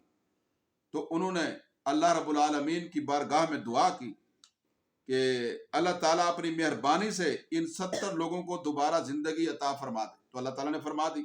तो ये अल्लाह ताला का उनकी हलाकत के बाद उनको जिंदगी देना बड़ा इनाम था, एहसान था, इसका भी वो शुक्र अदा नहीं कर सके। तो ये इसलिए बयान किया जा रहा है कि बनी इसराइल के अंदर शुक्र का जज्बा पैदा हो। बहरहाल हर इंसान पर अल्लाह ताला की बहुत नेमतें होती हैं, तो हम सभी अल्लाह की नेमतों का शुक्र अदा करें। आगे अल्लाह ताला ने इरशाद फरमाया आयत नंबर 57 में, वज़ल्लल्ना अलैकुमुल गमामा व अनज़लना अलैकुमुल मन्ना वस्सलवा, और हमने तुम पे बादलों का साया किया। ये कब किया, मैं अर्ज करता हूँ। व अनज़लना अलैकुमुल मन्ना वस्सलवा, और हमने तुम पे मन और सलवा नाजिल किया। मन कहते हैं मुंह मीठा करने की कोई चीज, और सलवा कहते हैं बटेर को। कुलू मिन तय्यिबाति मा रज़क़नाकुम, और हमने कहा कि खाओ वो पाकीज़ा चीजें जो बतौर रोजी हमने तुम्हें दी हैं। वमा ज़लमूना, और हमने इनका कोई नुकसान नहीं किया। बनी इसराइल पर अल्लाह फरमाते हैं हमने कोई जुल्म नहीं किया। वलाकिन कानू अनफुसहुम यज़लिमून, लेकिन वो खुद ही थे अपनी जानों के ऊपर जुल्म करने वाले। तो इस आयत मुबारका में अल्लाह ताला ये फरमाते हैं कि फिरौनियों के और फिरौन के गर्क हो जाने के बाद बनी इसराइल आगे जब रवाना हुए तो उन्हें अर्ज़ मुक़द्दस फ़लस्तीन में कनान में दाखिल होने का हुक्म मिला, ताहम वो अल्लाह का हुक्म मानने से जो है वो इनकारी हो। अल्लाह ताला ने उनको ये हुक्म दिया कि तुम जाओ वहां, उदखुलुल बाब सुज्जदन वक़ूलू हित्ततुन नग़फ़िर लकुम ख़तायाकुम व सनज़ीदुल मोहसिन। ये वाक़या आगे आ रहा है कि जिहाद करो और वहां दाखिल होते वक्त तुम ये कहो अल्लाह हमें माफ कर दे, और आजिज़ी के साथ दाखिल हो जाओ। लेकिन ये बहरहाल जो है वहां इन्होंने इनकार कर दिया, तो इन्होंने हस्ब आदत गुस्ताखाना अल्फाज बोले। ये वाक़या छठे पारे में मजीद तफसील से आएगा। तो इसकी पादाश में अल्लाह ताला ने 40 साल तक इन्हें वादी तीह में मासूर कर दिया। ताहम दौरान सज़ा भी अल्लाह ताला के इनामात इन पर होते रहे। इन्होंने मूसा अलैहिस्सलाम से कहा हम जिहाद पर तो नहीं गए, अब ये इस वादी के अंदर हम मौजूद हैं, वादी तीह के अंदर खाने पीने के बड़े मसाइल हैं, कोई पानी का मसला हल करें हमारे लिए, कोई खाने का मसला हल करें। तो हज़रत मूसा अलैहिस्सलाम ने अल्लाह ताला से दुआ की, तो इनके लिए मन और सलवा आसमान से उतरे और पानी के 12 चश्मे वहाँ पैदा हो गए। तो ये राहतें इनको अल्लाह ताला ने अता फरमाई, नेमत अता। जब इनको धूप ने सताया तो कहा जी धूप हमें बहुत लग रही, तो अल्लाह ताला ने बादलों का साया कर दिया। भूख ने सताया तो मन और सलवा अल्लाह ने उतार दिया, पानी के 12 चश्मे। तो आजमाइश के दौरान भी अल्लाह के इनामात इन पर होते रहे, लेकिन उसके बावजूद भी ये शुक्रगुजार नहीं बन सके। मन एक मीठी चीज थी जो गोया के छोटे छोटे दानों की तरह होती थी। ये दाने रात को बरसते और बनी इसराइल के गिर्द इसके ढेर लग जाते। हर आदमी अपनी जरूरत के मुताबिक सुबह के वक्त उससे उठा लेता। सलवा बटेर को कहते हैं, जो शाम के वक्त हजारों की तादाद में इनके पास आ जाते। वो अपनी मर्जी के मुताबिक उन्हें पकड़ कर लाते, भून कर खाते या भुने हुए आते। बहरहाल बनी इसराइल को इस हवाले से कोई पाबंदी नहीं थी कि इतना खाए इतना ना खाए, सिर्फ ये था जखीरा ना करें। ये हुक्म था जखीरा ना करें, बाकी जितना मर्जी खाएं इन पर कोई रुकावट नहीं थी। तो अल्लाह ताला ने इसी को इरशाद फरमाया, वज़ल्लल्ना अलैकुमुल मन्ना, तुम्हें धूप ने सताया तो हमने तुम पे बादलों का साया। व अनज़लना अलैकुमुल मन्ना वस्सलवा, भूख ने सताया तो हमने मन व सलवा उतारा। तो हमने ये कहा कुलू मिन तय्यिबाति मा रज़क़नाकुम, कि खाओ वो पाकीज़ा चीजें जो हमने तुम्हें अता की हैं। वमा ज़लमूना, और हमने इन पर कोई जुल्म नहीं किया। वलाकिन कानू अनफुसहुम यज़लिमून, लेकिन ये खुद ही अपनी जानों पर जुल्म करते रहे। आयत नंबर 58 अल्लाह ताला फरमाते हैं, वइज़ कुल नदखुलू हाज़िहिल क़रियत, वो वक़्त याद कीजिए ए नबी करीम सल्लल्लाहु अलैहि वसल्लम, जब हमने इन्हीं बनी इसराइल से कहा उदखुलू हाज़िहिल क़रियत, कि दाखिल हो जाओ इस बस्ती में। फ़कुलू मिन्हा हैसु शिअ्तुम रगदा, बस खाओ इस बस्ती में जहां से चाहो वुसअत के साथ। वदखुलुल बाब सुज्जदन, और दाखिल होना दरवाजे से, शहर के दरवाजे پرانے زمانے میں شہروں کے ارد گرد دیواریں اور دروازے ہوتے تھے. وَادْخُلُوا الْبَابَ سُجَّدًا، اور دروازے میں سجدہ کرتے ہوئے داخل ہو جانا. وَقُولُوا، سجدہ کا معنی سجدہ شکر، کہ اللہ تو نے ہمیں ہمارا وطن واپس عطا کیا ہے تو اس پر شکر گزاری کا عاجزی کے لیے سجدہ کرنا. وَقُولُوا حِطَّةٌ نَغْفِرْ لَكُمْ، اور تم یہ کہتے جانا کہ معاف کر دے اے اللہ ہمیں، مٹا دے ہمارے گناہوں کو. نغفر لکم، اے اللہ معاف کر دے تو ہماری خطاؤں کو. نغفر لکم، ہم معاف کر دیں گے خطایاکم، تمہارے گناہوں کو اگر تم کہو گے یہ. وَسَنَزِيدُ الْمُحْسِنِينَ، اور نیکی کرنے والوں کو ہم مزید بھی زیادہ دیں گے. اس آیت مبارکہ میں جس بستی میں انہیں داخل ہونے کا حکم دیا گیا تھا، یہ بستی بیت المقدس ہے. بنی اسرائیل 40 سال گزرنے کے بعد جب وادی تیہ سے نکلے سرائے سینا سے، تو حضرت موسیٰ علیہ السلام اس وقت تک تو فوت ہو گئے. انہوں نے بر موقع تو حکم کی اتباع نہیں کی، جہاد نہیں کیا، تو وادی میں 40 سال رہے. لیکن پھر حضرت یوشع بن نون حضرت موسیٰ علیہ السلام کے خلیفہ مقرر ہوئے. حضرت ہارون بھی فوت ہو گئے. انہی کے ہاتھ پر بیت المقدس فتح ہوا، اور پرانی جو نسل تھی فرعون کے زمانے کی وہ بھی ختم ہوئی. نوجوان نسل آئی، نئے جذبے پیدا ہوئے، آزادی کی انہوں نے جنگ لڑی اور اپنا سابقہ وطن جو ہے وہ اقوام ظالم قوم سے حاصل کیا.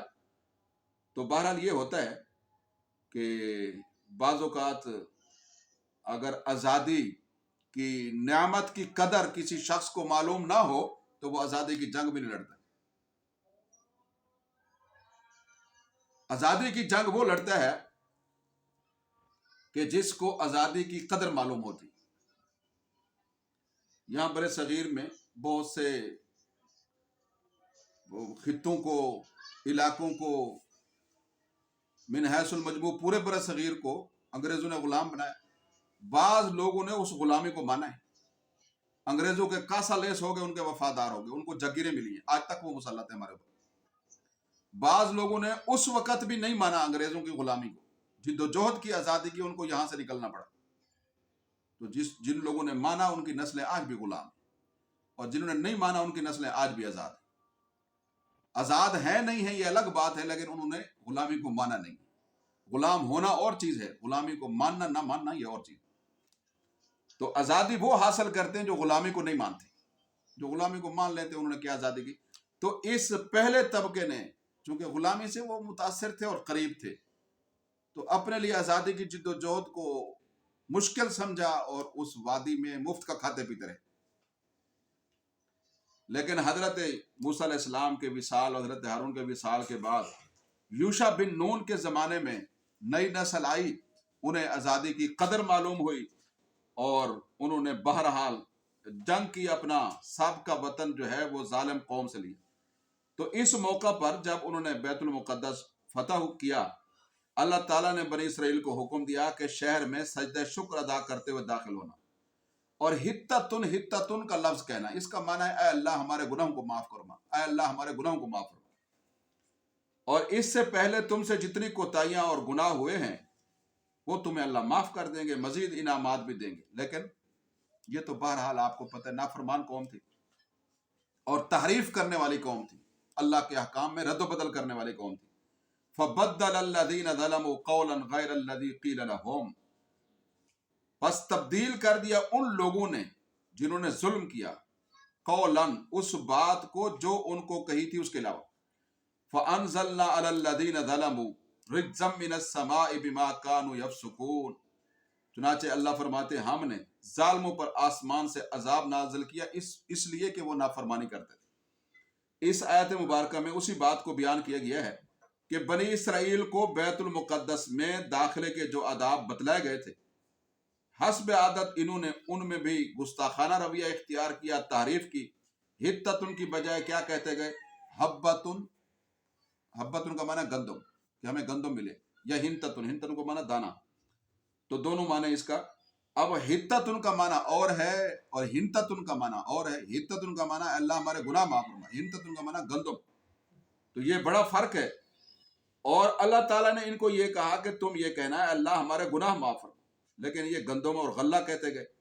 اور دوسری گستاخی یہ کی کہ شہر میں اللہ نے فرمایا سجدہ شکر ادا کرتے ہوئے داخل ہونا، یہ اس کی بجائے سرین کے بل گھسیٹتے ہوئے داخل ہوئے.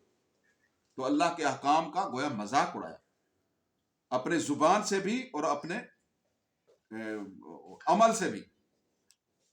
ہمارے ہاں بھی آج کل یہ چیز عام ہو چکی ہے، اللہ کے احکام کا مذاق قول سے بھی اڑایا جاتا ہے اور عمل سے بھی. کتنے لوگ ہیں سوشل میڈیا پہ جو نماز کا مذاق اڑا رہے ہوتے ہیں. بھئی یہ بھی نماز کا مذاق ہی ہے، سجدہ نماز کا رکن اعظم ہے، تو یہ بھی نماز کا ہی مذاق کیا انہوں نے. اللہ تعالیٰ نے فرمایا اپنے گناہوں کی معافی مانگو، اور یہ کھلم کھلا گناہ کرنا یہ کیا ہے؟ یہ تو اللہ کے اس حکم کو چڑھانے والی بات. تستر میں نہیں، پردے میں نہیں، خفا میں نہیں، کھلم کھلا یہ گناہ کی دعوت دینا ہے. گناہ کرنا اور چیز ہے اور گناہ کی دعوت دینا اور چیز ہے. یہ گناہ کو گناہ نہ سمجھنا، کتنا گناہ کو گناہ سمجھنا، اس سے اللہ تعالیٰ توبہ کی توفیق بھی دیتے ہیں. زندگی کے کسی حصے میں انسان فکر آخرت کر لیتے، لیکن گناہ کو گناہ نہیں سمجھے گا تو پھر اس کو توبہ کی توفیق کیسے ملے؟ یہ تو کافر ہو جاتا ہے. جو گناہ کو گناہ سمجھتے ہیں وہ مسلمان ہوتے ہیں. تو بہرحال یہ اس لیے واقعات ہمیں بیان ہوئے ہیں تاکہ ہم اللہ کے احکام کا قولی طور پر بھی اور عملی طور پر بھی ادب بجا لائیں. تو نماز کا مذاق یہ ہمارے ہاں عام ہو چکا ہے، اور بھی عبادات کا مذاق اڑایا جاتا ہے، قرآن پاک کا مذاق اڑایا جاتا ہے. یہ خاکے جو بنائے جاتے ہیں یہ مذاق ہی ہے. رجزم من السما، ہمارا مطالبہ دنیا یہودیت اور عیسائیت اور دیگر مذاہب اور اقوام عالم سے یہ ہے کہ جب ہم ہر سماوی کتاب اور صحیفے کا ادب کرتے ہیں، ہر نبی کا احترام کرتے ہیں، تو ہمارے نبی کا بھی ادب کیا جائے، ہمارے قرآن کا بھی ادب کیا جائے. اور یہ معقول مطالبہ ہے، جب ہم کرتے ہیں تو انہیں بھی کرنا چاہیے. فرمایا فبدل، انہوں نے بہرحال یہ اللہ فرماتے بھی نافرمانی کی وجہ سے ایسا کیا، تو اللہ کے احکام کو مذاق سمجھا اور ان کی اہمیت کو سمجھنے کی بجائے اللہ کے احکام کو معمولی سمجھا. تو ظاہر ہے کہ ان پر انہیں سزا تو خاصی ملنی چاہیے تھی اور وہ ملی. پھر اللہ نے ان کی اس بد کرداری کی وجہ سے ان پر طاعون کا عذاب مسلط کیا، اور اس وبائی بیماری نے ان کے اندر گویا کہ کافی کوہرام مچا دیا اور بڑی اموات ہوئی. طاعون ایک وبائی بیماری ہے جو پہلی قوموں کے لیے اللہ کا عذاب بن کر امرتی، اور اس امت کے لیے اللہ تعالیٰ نے اسے رحمت اور شہادت بنا دی. اب کوئی طاعون سے مرے گا نبی علیہ السلام کی امت میں کلمہ گو مسلمان، تو بہرحال یہ شہادت کا درجہ ہے، الحاقی شہادت اور اعزازی شہادت ہے. اور ایسے ہی کوئی شخص ایسی بیماری سے مرے گا، اعزازی شہادتیں بہت زیادہ ہیں، دیوار کے نیچے آ گیا، پیٹ کی بیماری سے مر گیا، پانی میں آ گیا، روڈ ایکسیڈنٹ ہو گیا، تو یہ سب شہادتیں ہیں. اس سے اللہ گناہ معاف کر دیتے ہیں مرنے والے کی. اسی طرح کوئی شخص ایسی بیماری میں مبتلا ہو کر مر گیا جس کا علاج نہیں، یہ ہے اس کا نہیں ہو سکا بیچارے کا، جیسے کینسر وغیرہ، تو اللہ تعالیٰ اس کو بھی شہادت کا درجہ عطا. تو بہرحال اب اگر کوئی شخص طاعون کی بیماری میں مبتلا ہو کر فوت ہو جائے تو حکماً وہ شہید ہوتا ہے. لہذا یہ بات ذہن میں رکھیں کہ جس علاقے میں یہ وبائی بیماری پھیلی ہوئی ہو، ایک تو کوئی بھی وبائی مرض پھیلا ہو وہاں انسان کو نہیں جانا چاہیے، اور جو لوگ وہاں موجود ہیں پہلے سے انہیں اس بیماری سے گھبرا کر وہاں سے کہیں اور نہیں جانا چاہیے. یہ بھی موت سے بھاگنا ہے. اور جو وہاں نہیں ہیں اور محفوظ ہیں اس بیماری سے، انہیں اس وبائی مرض والے علاقے میں نہیں جانا چاہیے. یہ انسانی جان کی حفاظت ہے. تو انسانی جان کی حفاظت کے بھی الگ احکام ہیں. فرمایا وَإِذِ اسْتَسْقَىٰ مُوسَىٰ لِقَوْمِهِ، آیت نمبر 60. اور فرمایا اس وقت کو یاد کرو کہ جب ہم نے وَإِذِ اسْتَسْقَىٰ مُوسَىٰ لِقَوْمِهِ، اس وقت کو جب یاد کرو جب موسیٰ علیہ السلام نے اپنی قوم کے لیے پانی طلب کیا. فَقُلْ نَضْرِب بِعَصَاكَ الْحَجَرَ، تو ہم نے کہا کہ پتھر پہ اپنی لاٹھی مارو. فَانْفَجَرَتْ مِنْهُ اثْنَتَ عَشَرَةَ عَيْنًا، پس پھوٹ پڑے اس پتھر سے 12 چشمے. قرآن پاک کوئی واقعات یا ناول یا قصے کہانی کی تو کتاب نہیں ہے کہ ہر واقعے کو ترتیب سے بیان کیا جائے. یہ تو عبرت کا سامان ہے، اس لیے واقعات میں ترتیب نہیں. جہاں مناسب سمجھا جس بات کی ہدایت اور رہنمائی اسی کو بیان کر دیا. تو یہ واقعہ بھی وادی تیہ کا ہے. یعنی جب یہ وادی میں سرگرداں تھے، وہاں پانی کی قلت تھی، تو موسیٰ علیہ السلام سے درخواست کی، جیسے میں نے پہلے عرض کیا، تو چشمے 12، تو 12 قبیلے تھے، تو ہر قبیلے کا الگ چشمہ۔ قَدْ عَلِمَ كُلُّ أُنَاسٍ مَشْرَبَهُمْ، تحقیق جان لیا ہر لوگوں میں سے، ہر جماعت نے اپنے مشرب پینے کی جگہ کو۔ کُلُوا وَاشْرَبُوا مِن رِزْقِ اللَّهِ، اللہ نے فرمایا آسمان سے آنے والا رزق اور چشموں سے نکلنے والا پانی کھاؤ پیو، رزق کو کھاؤ اور پانی کو پیو، لیکن وَلَا تَعْثَوْا فِي الْأَرْضِ مُفْسِدِينَ، زمین میں فساد کرتے ہوئے مت پھرو۔ اس آیت مبارکہ میں گزشتہ مضمون کو مکمل کیا گیا ہے کہ وادی تیہ میں جب بنی اسرائیل کو پیاس نے ستایا، انہوں نے موسیٰ علیہ السلام سے شکایت کی، تو اللہ تعالیٰ سے موسیٰ علیہ السلام نے بہرحال دعا کی، 12 چشمے اللہ تعالیٰ نے ایک پتھر چٹان سے جاری کر دی۔ تو پتھروں کا بھی فائدہ ہوتا ہے، ان سے چشمے جاری ہوتے ہیں۔ ان کے قبیلوں کی تعداد 12 تھی، تو حضرت موسیٰ علیہ السلام نے اللہ کے حکم سے ایک پتھر پر اپنی لاٹھی ماری، تو یہ لاٹھی جو تھی یہ آدم علیہ السلام جنت سے لائے تھے۔ یہ لاٹھی انبیاء سے ہوتے ہوئے یہ لاٹھی حضرت شعیب علیہ السلام کے پاس پہنچی۔ حضرت شعیب علیہ السلام حضرت موسیٰ علیہ السلام کے سسر تھے۔ اپنے سسر کی حضرت موسیٰ علیہ السلام نے 10 سال بکریاں چرائی، 10 سال بکریاں چرائی۔ تو وہ لاٹھی جب آپ مدین سے مصر آنے لگے اپنے اہل و عیال کے ساتھ اور دیگر اسباب دنیا کے ساتھ، تو حضرت شعیب علیہ السلام نے وہ لاٹھی ہدیتاً تبرکاً حضرت موسیٰ علیہ السلام کو دے دی۔ یہ وہی لاٹھی ہے کہ جو ساحروں کے مقابلے میں ان کے اژدہاؤں کو ہڑپ کر گئی اور لاٹھی بن گئی، تو جس سے معجزات ظاہر ہوئے۔ تو اس لاٹھی کی یعنی اس سے یہ بھی معلوم ہوا کہ انبیاء کی چیزوں میں اللہ نے برکت رکھی ہوتی، تو تبرک جو ہے بے آثار الصالحین اس سے ثابت ہوتا ہے۔ بہرحال حضرت موسیٰ علیہ السلام کی یہ لاٹھی آدم علیہ السلام اپنے ساتھ جنت سے لائے ہوئے تھے، تو بہرحال انبیاء سے ہوتے ہوئے یہ لاٹھی موسیٰ علیہ السلام تک پہنچ گئی، اور وہ پتھر 4 کونوں والا تھا، انسانوں کے سر کی طرح تھا۔ تو یہ معجزہ دیکھ کر بنی اسرائیل پر لازم تھا کہ اپنی غلطیوں سے توبہ کرتے، حضرت موسیٰ علیہ السلام کی سچے دل سے اتباع کرتے اور نبیوں کو اور موسیٰ علیہ السلام کو تکلیف دینے سے باز آتے، لیکن پتھر سے پانی نکلتے ہوئے دیکھ کر بھی ان کی آنکھوں سے نہیں پانی آئے، ان کے دل جو ہے وہ پتھر سے بھی زیادہ سخت ثابت ہوئے، نرم نہیں ہوئے۔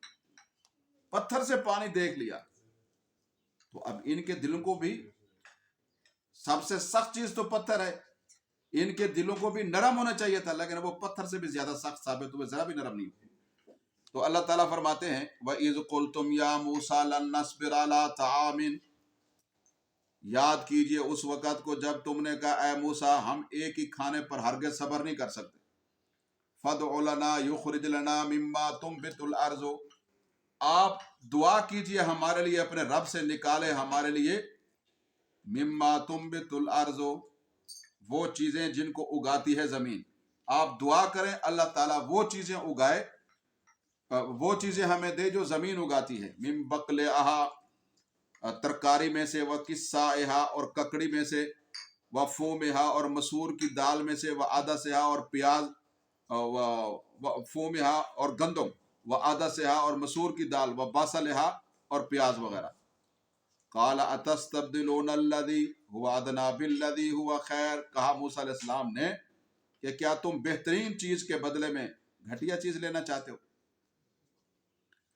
تو اگر ایسا ہے تو پھر کاشتکاری کرو، محنت کرو، مشقت کرو، اور موسموں کے مطابق چیزوں کو کاشت کرو، ان کے پکنے کے وقت کا انتظار کرو، اور اس شدت اور تکلیف سے گزرو، پھر تمہیں وہ جو چیزیں زمین اگاتی ہے، غلے، نباتات، فصلیں، ترکاریاں، تھوم، لہسن، پیاز، دالیں، یہ ملیں۔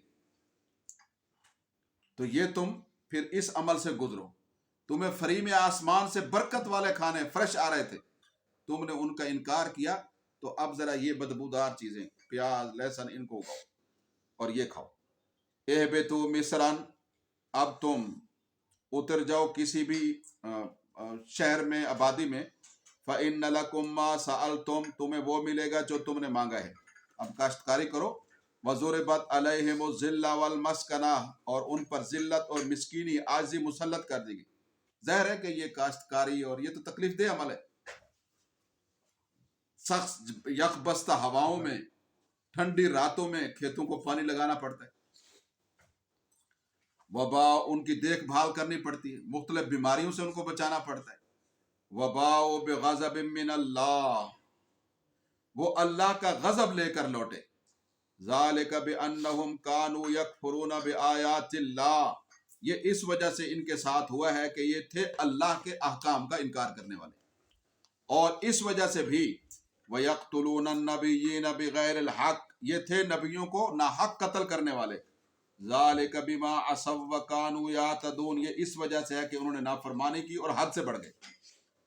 تو اس آیت مبارکہ میں بنی اسرائیل کی گستاخی کا ایک اور گستاخی کا ذکر ہے کہ اللہ تعالیٰ نے انہیں بغیر محنت و مشقت کے کھانے کے لیے من و سلوا اور پینے کے لیے چشموں کا ٹھنڈا پانی عطا فرمایا۔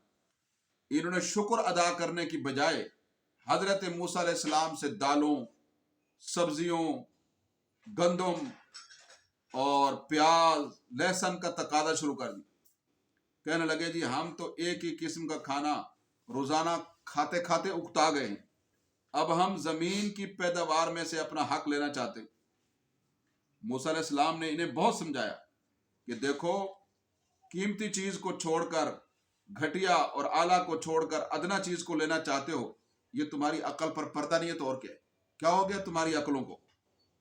لیکن وہ نہیں مانے، تو پھر ان سے کہا گیا کہ تم کسی بھی شہر میں چلے جاؤ، تمہیں وہاں یہ چیزیں آسانی سے دستیاب ہو جائیں گی، لیکن اس کا یعنی یہ چیزیں ملیں گی لیکن کاشتکاری کرنی پڑے گی۔ نتیجہ یہ ہوگا کہ تم پر ہمیشہ کے لیے ذلت مسلط کر کے تمہارا سکون چھین لیا جائے گا۔ تمہارے پاس مال، دولت، اقتدار، حکومت ہوئی بھی تو ذلت تمہارا مقدر رہے گی۔ ابھی دنیا میں جتنی بھی چیزیں زمین سے اگتی ہیں، یہودی کمپنیوں کی یہ خواہش ہوتی ہے کہ یہ ہمارے قبضے میں ہے۔ پوری دنیا میں زرخیز اور زرعی ممالک میں یہ زمینیں ٹھیکے پہ لیتے ہیں، وہاں یہ چیزیں اگاتے ہیں، ان سے مشروبات اور مصنوعات بناتے ہیں، اور پھر ان پر اجارہ داری قائم کر کے لوگوں کو فوڈ کے نام پر فروخت کرتے رہتے ہیں۔ یار یہ ان کی سرشت جو ہے ان کے آباء و اجداد سے چلی آ رہی ہے، ان کی عادت۔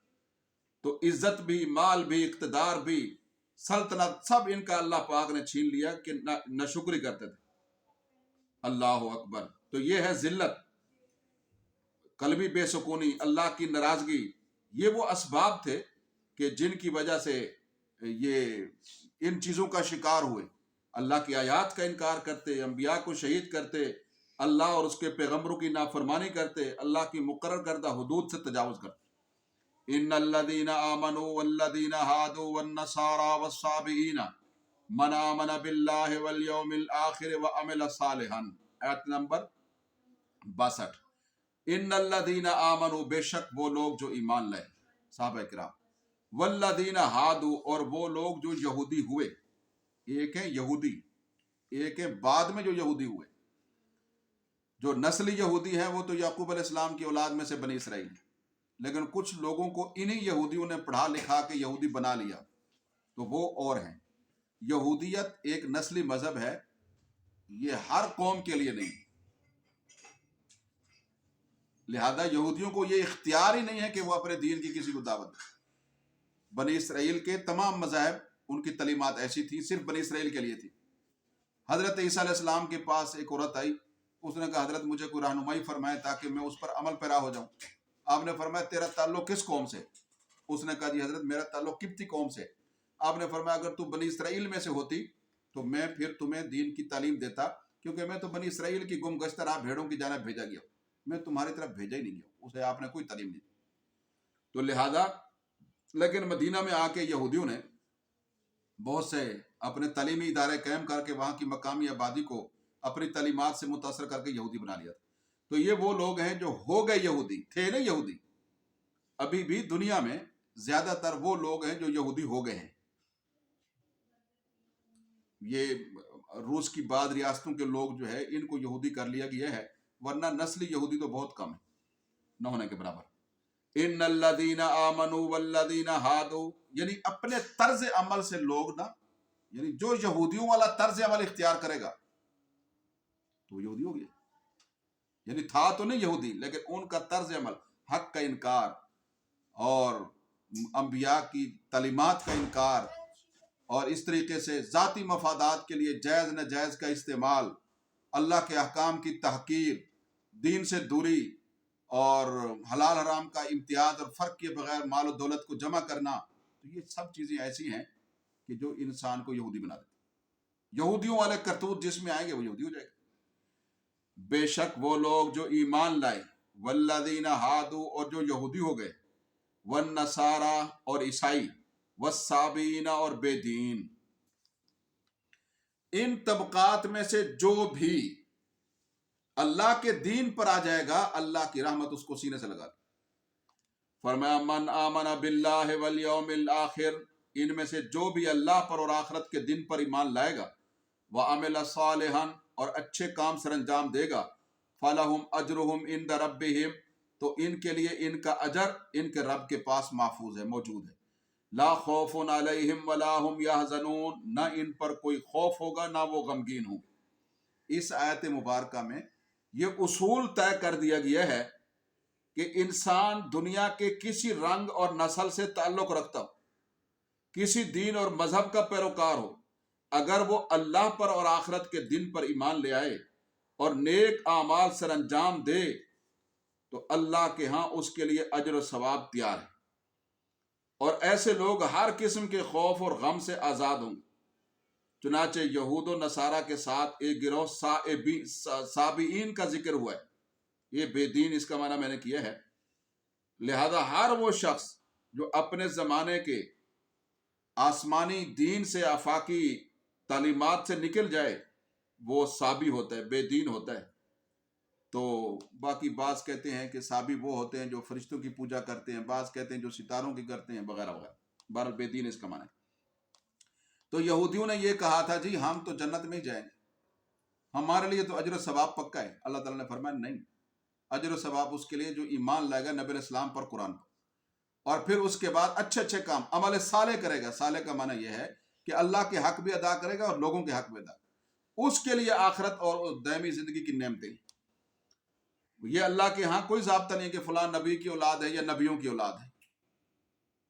وہ ایمان نہیں لائے گا تو پھر نجات کا ضابطہ اللہ کے ہاں ایمان اور اعمال صالح ہیں، اسی پر موت ہے. وَإِذَا أَخَذْنَا، آیت نمبر 63. فرمایا یاد کیجئے اس وقت کو جب لیا ہم نے میثاقکم، تم سے پختہ عہد، وَرَفَعْنَا فَوْقَكُمُ الطُّورَ، اور بلند کر دیا ہم نے تمہارے اوپر طور پہاڑ کو، خُذُوا مَا آتَيْنَاكُمْ بِقُوَّةٍ، اور ہم نے کہا کہ لے لو تم مضبوطی سے اس کتاب کو، وَاذْكُرُوا مَا فِيهِ، اور نصیحت حاصل کرو اس چیز سے جو اس کتاب کے اندر موجود ہے، تورات میں، لعلکم تتقون، تاکہ تم متقی اور پرہیزگار بن جاؤ. تو اس آیت مبارکہ میں بنی اسرائیل کی ایک اور ہٹ دھرمی اور ایک ناشکر گزاری کا ذکر ہے کہ حضرت موسیٰ علیہ السلام جب ان کے پاس تورات لے کر آئے اور انہیں اس پر عمل کرنے کی ترغیب دی تو حسب عادت انہوں نے اس سے انکار کر دیا، کیونکہ ان کے خیال میں ایسے احکام لاگو کر دیے گئے تھے کہ جن پر عمل کرنا ان کے لیے مشکل معلوم ہو رہا تھا، اور یہ سمجھ رہے تھے کہ ہماری طاقت اور ہمت سے بڑھ کر یہ گویا کہ احکام ہے. حالانکہ ایسا نہیں ہوتا. اللہ تعالیٰ کسی بھی شخص کو اس کی بساط سے زیادہ حکم نہیں دیتا ہے. لیکن بہرحال یہ جی چرانے کے لیے بہانے تراش رہے تھے، حالانکہ اسی کتاب کا، انہی تعلیمات کا، اسی قانون کی پیروی کا خود ہی پہلے تقاضا کرتے رہے کہ ہمیں کتاب ملے تاکہ ہم پیروی کریں، ہمیں کتاب لا دیں ہم عمل کریں. تو موسیٰ علیہ السلام پر گویا کہ ایمان تو رکھتے تھے، تو پھر انہوں نے گویا کیا کہا کہ ہم نہیں مانتے ہیں کتاب کے احکام کو، یہ ذرا مشکل ہیں. تو اللہ تعالیٰ نے انہیں تورات کے انکار پر گویا کہ یہ تنبیہ فرمائی. تو اللہ کے حکم پر جبرائیل امین نے طور پہاڑ کو اس جگہ سے اٹھا کر ان کے سروں پر سائبان کی طرح تان دیا. کہ یہ کیا ہو گیا؟ انہوں نے کہا ہمارے سروں. اب فرمایا اگر تورات کے احکام کو نہیں مانو گے پہاڑ گر پڑے گا، کچلے جاؤ گے، پیس دیے جاؤ گے. تو یہ دیکھ کر بنی اسرائیل کی چیخیں نکل گئی کہ اگر یہ پہاڑ گر پڑا تو ہمارا تو ہڈیوں کا بھی سرما بن جائے گا. تو لہذا بادل نخاستہ انہوں نے تورات پر عمل کا اقرار کیا. تو بہرحال اللہ تعالیٰ نے اسی واقعے کو بیان کیا اس آیت نمبر 63 کے اندر. ثم تولیتم من بعد ذالک. اب یہ کوئی نہیں ہے کہ اللہ تعالیٰ نے دین کے معاملے میں یا دین پر عمل میں ان پر جبر کیا. نہیں، ایسی بات نہیں ہے. دین میں تو جبر نہیں ہے، لیکن ان کا خود مطالبہ تھا، اس مطالبے سے فرار کی یہ سزا ملی. یہ معاملہ اور ہے. ثم تولیتم من بعد ذالک. پھر تم نے منہ پھیر لیا خود کتاب مانگنے کے بعد اس سے. فلولا فضل اللہ علیکم. پھر کہنے لگے چلو مانتے ہیں ہم. جب تو رات تور کو دیکھا کہ ہمارے سر پر معلق ہے، لٹکا ہوا ہے، گر جائے گا، نہیں مانا تو کہا جی مانتے. فلولا فضل اللہ. مصیبت کے وقت انسان سچی توبہ کرتا ہے، پھر اللہ کو بھول جاتا ہے. تو یہ بیان کیا جا رہا ہے فلولا فضل اللہ علیکم. پس اللہ کا فضل اگر تمہارے اوپر نہ ہوتا، ورحمتہ، اور اللہ کی رحمت تمہارے اوپر نہ ہوتی، لکنتم من الخاسرین، تو البتہ تم نقصان اٹھانے والوں میں سے ہو جاتے. تو اس آیت میں یہ فرمایا گیا ہے کہ تم پھر دوبارہ اللہ کے احکام سے پھر گئے.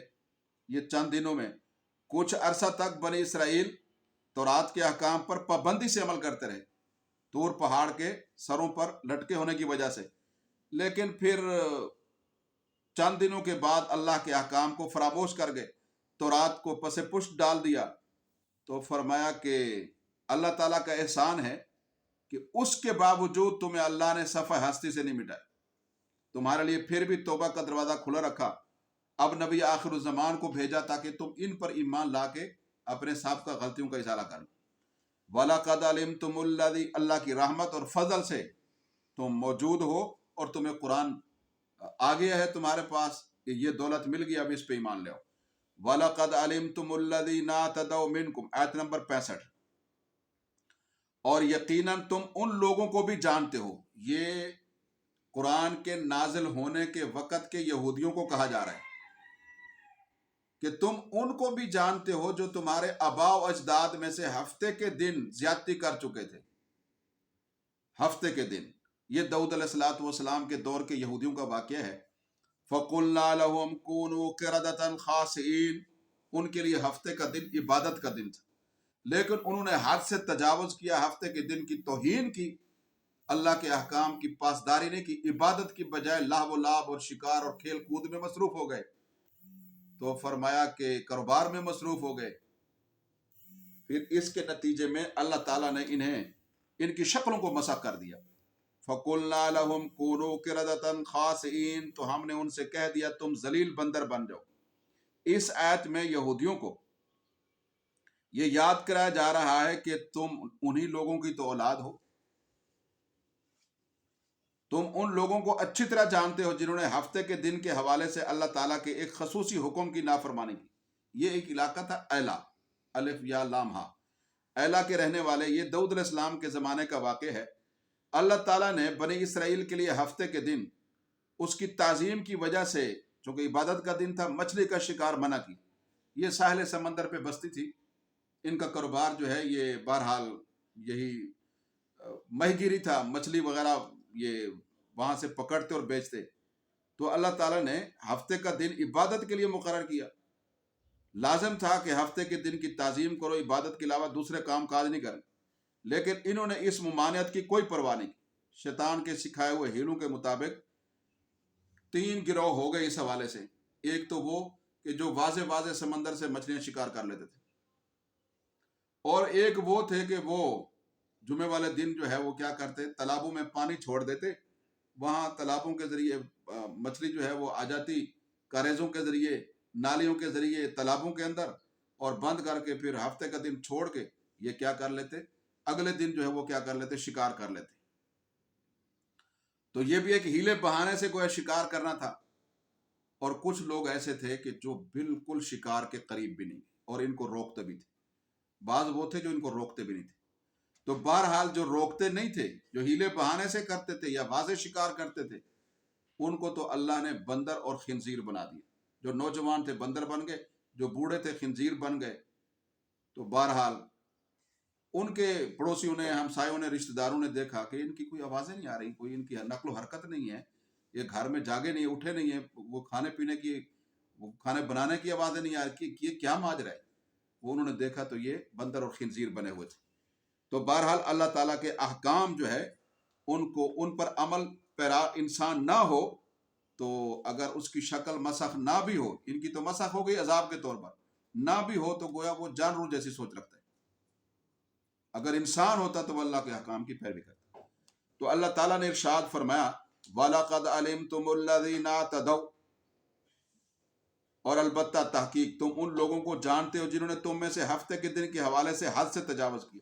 تو جس کا جو عبادت کے لیے وقت مقرر ہو اس کی بے حرمتی وہ نہ کرے، جو عبادت کی جگہ ہو اس کی بے حرمتی نہ کرے۔ تو یہ تعظیم کی چیزوں کی تعظیم کرنا یہ اللہ تعالیٰ کی گویا منشا ہے، اس کی اتباع ضروری ہے۔ فَقُلْنَا لَهُمْ كُونُوا، جمعہ ہے، رمضان ہے، یا اس طرح کے خاص دن ہیں، فَقُلْنَا لَهُمْ كُونُوا قِرَدَةً خَاسِئِينَ، تو ہم نے انہیں کہا کہ تم ذلیل بندر ہو جاؤ۔ یہ بہرحال 3 دن یہ لوگ اسی حالت پہ رہے، ایک دوسرے کو دیکھتے تھے، بڑا روتے تھے کہ ہائے ہم نے کیا کیا، ہمارے ساتھ کیا ہو گیا۔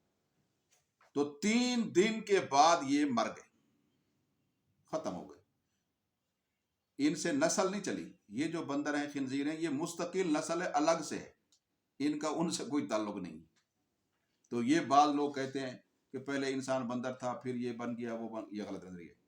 3 دن یہ رہے، اس کے بعد ختم ہو گئے۔ فَجَعَلْنَاهَا نَكَالًا لِمَا بَيْنَ يَدَيْهَا وَمَا خَلْفَهَا، آیت نمبر 66۔ پھر ہم نے فرمایا بنا دیا انہیں نشان عبرت اگلوں پچھلوں کے لیے۔ جب بندر خنزیر بن گئے تو سب کو پتہ چل گیا کہ اللہ کے احکام کی نافرمانی کرنے سے شکلیں بگڑ سکتی، اور ایسا ہوا ہے، انفرادی طور پر بھی ہوا ہے، اور قیامت کے قریب جب بالکل لوگ بے دینی پہ آ جائیں گے پھر اللہ سب کو ایسا بنا دیں گے۔ یہ ہوگا قیامت کے قریب، قرب قیامت کی یہ بھی علامت ہے، شکلوں کا مسخ ہو جانا۔ وَمَوْعِظَةً لِّلْمُتَّقِينَ، اور متقیوں کے لیے اس واقعہ کو، ڈرنے والوں کے لیے نصیحت کا باعث بنایا۔ تو اللہ تعالیٰ نے اس آیت میں یہ فرمایا کہ یہ واقعہ اگلوں پچھلوں کے لیے سمان عبرت ہے، تاکہ اللہ کے احکام کا مذاق اڑانے سے لوگ اجتناب کریں، اللہ اور اس کے نبی صلی اللہ علیہ وسلم کی سیرت اور ان کے ہر حکم کو صدق کو دل سے تسلیم کریں، تاکہ وہ اس طرح کے عذاب سے بچ جائیں۔ وَإِذْ قَالَ مُوسَىٰ لِقَوْمِهِ إِنَّ اللَّهَ يَأْمُرُكُمْ أَن تَذْبَحُوا بَقَرَةً، نماز پڑھ لیں۔ چلیں بس انشاءاللہ آیت نمبر 67 سے اللہ کی توفیق شامل حال رہی، بے نصر بھی توفیق ہی، تو کل عرض کریں گے انشاءاللہ۔ السلام علیکم، وآخر دعوانا الحمدللہ۔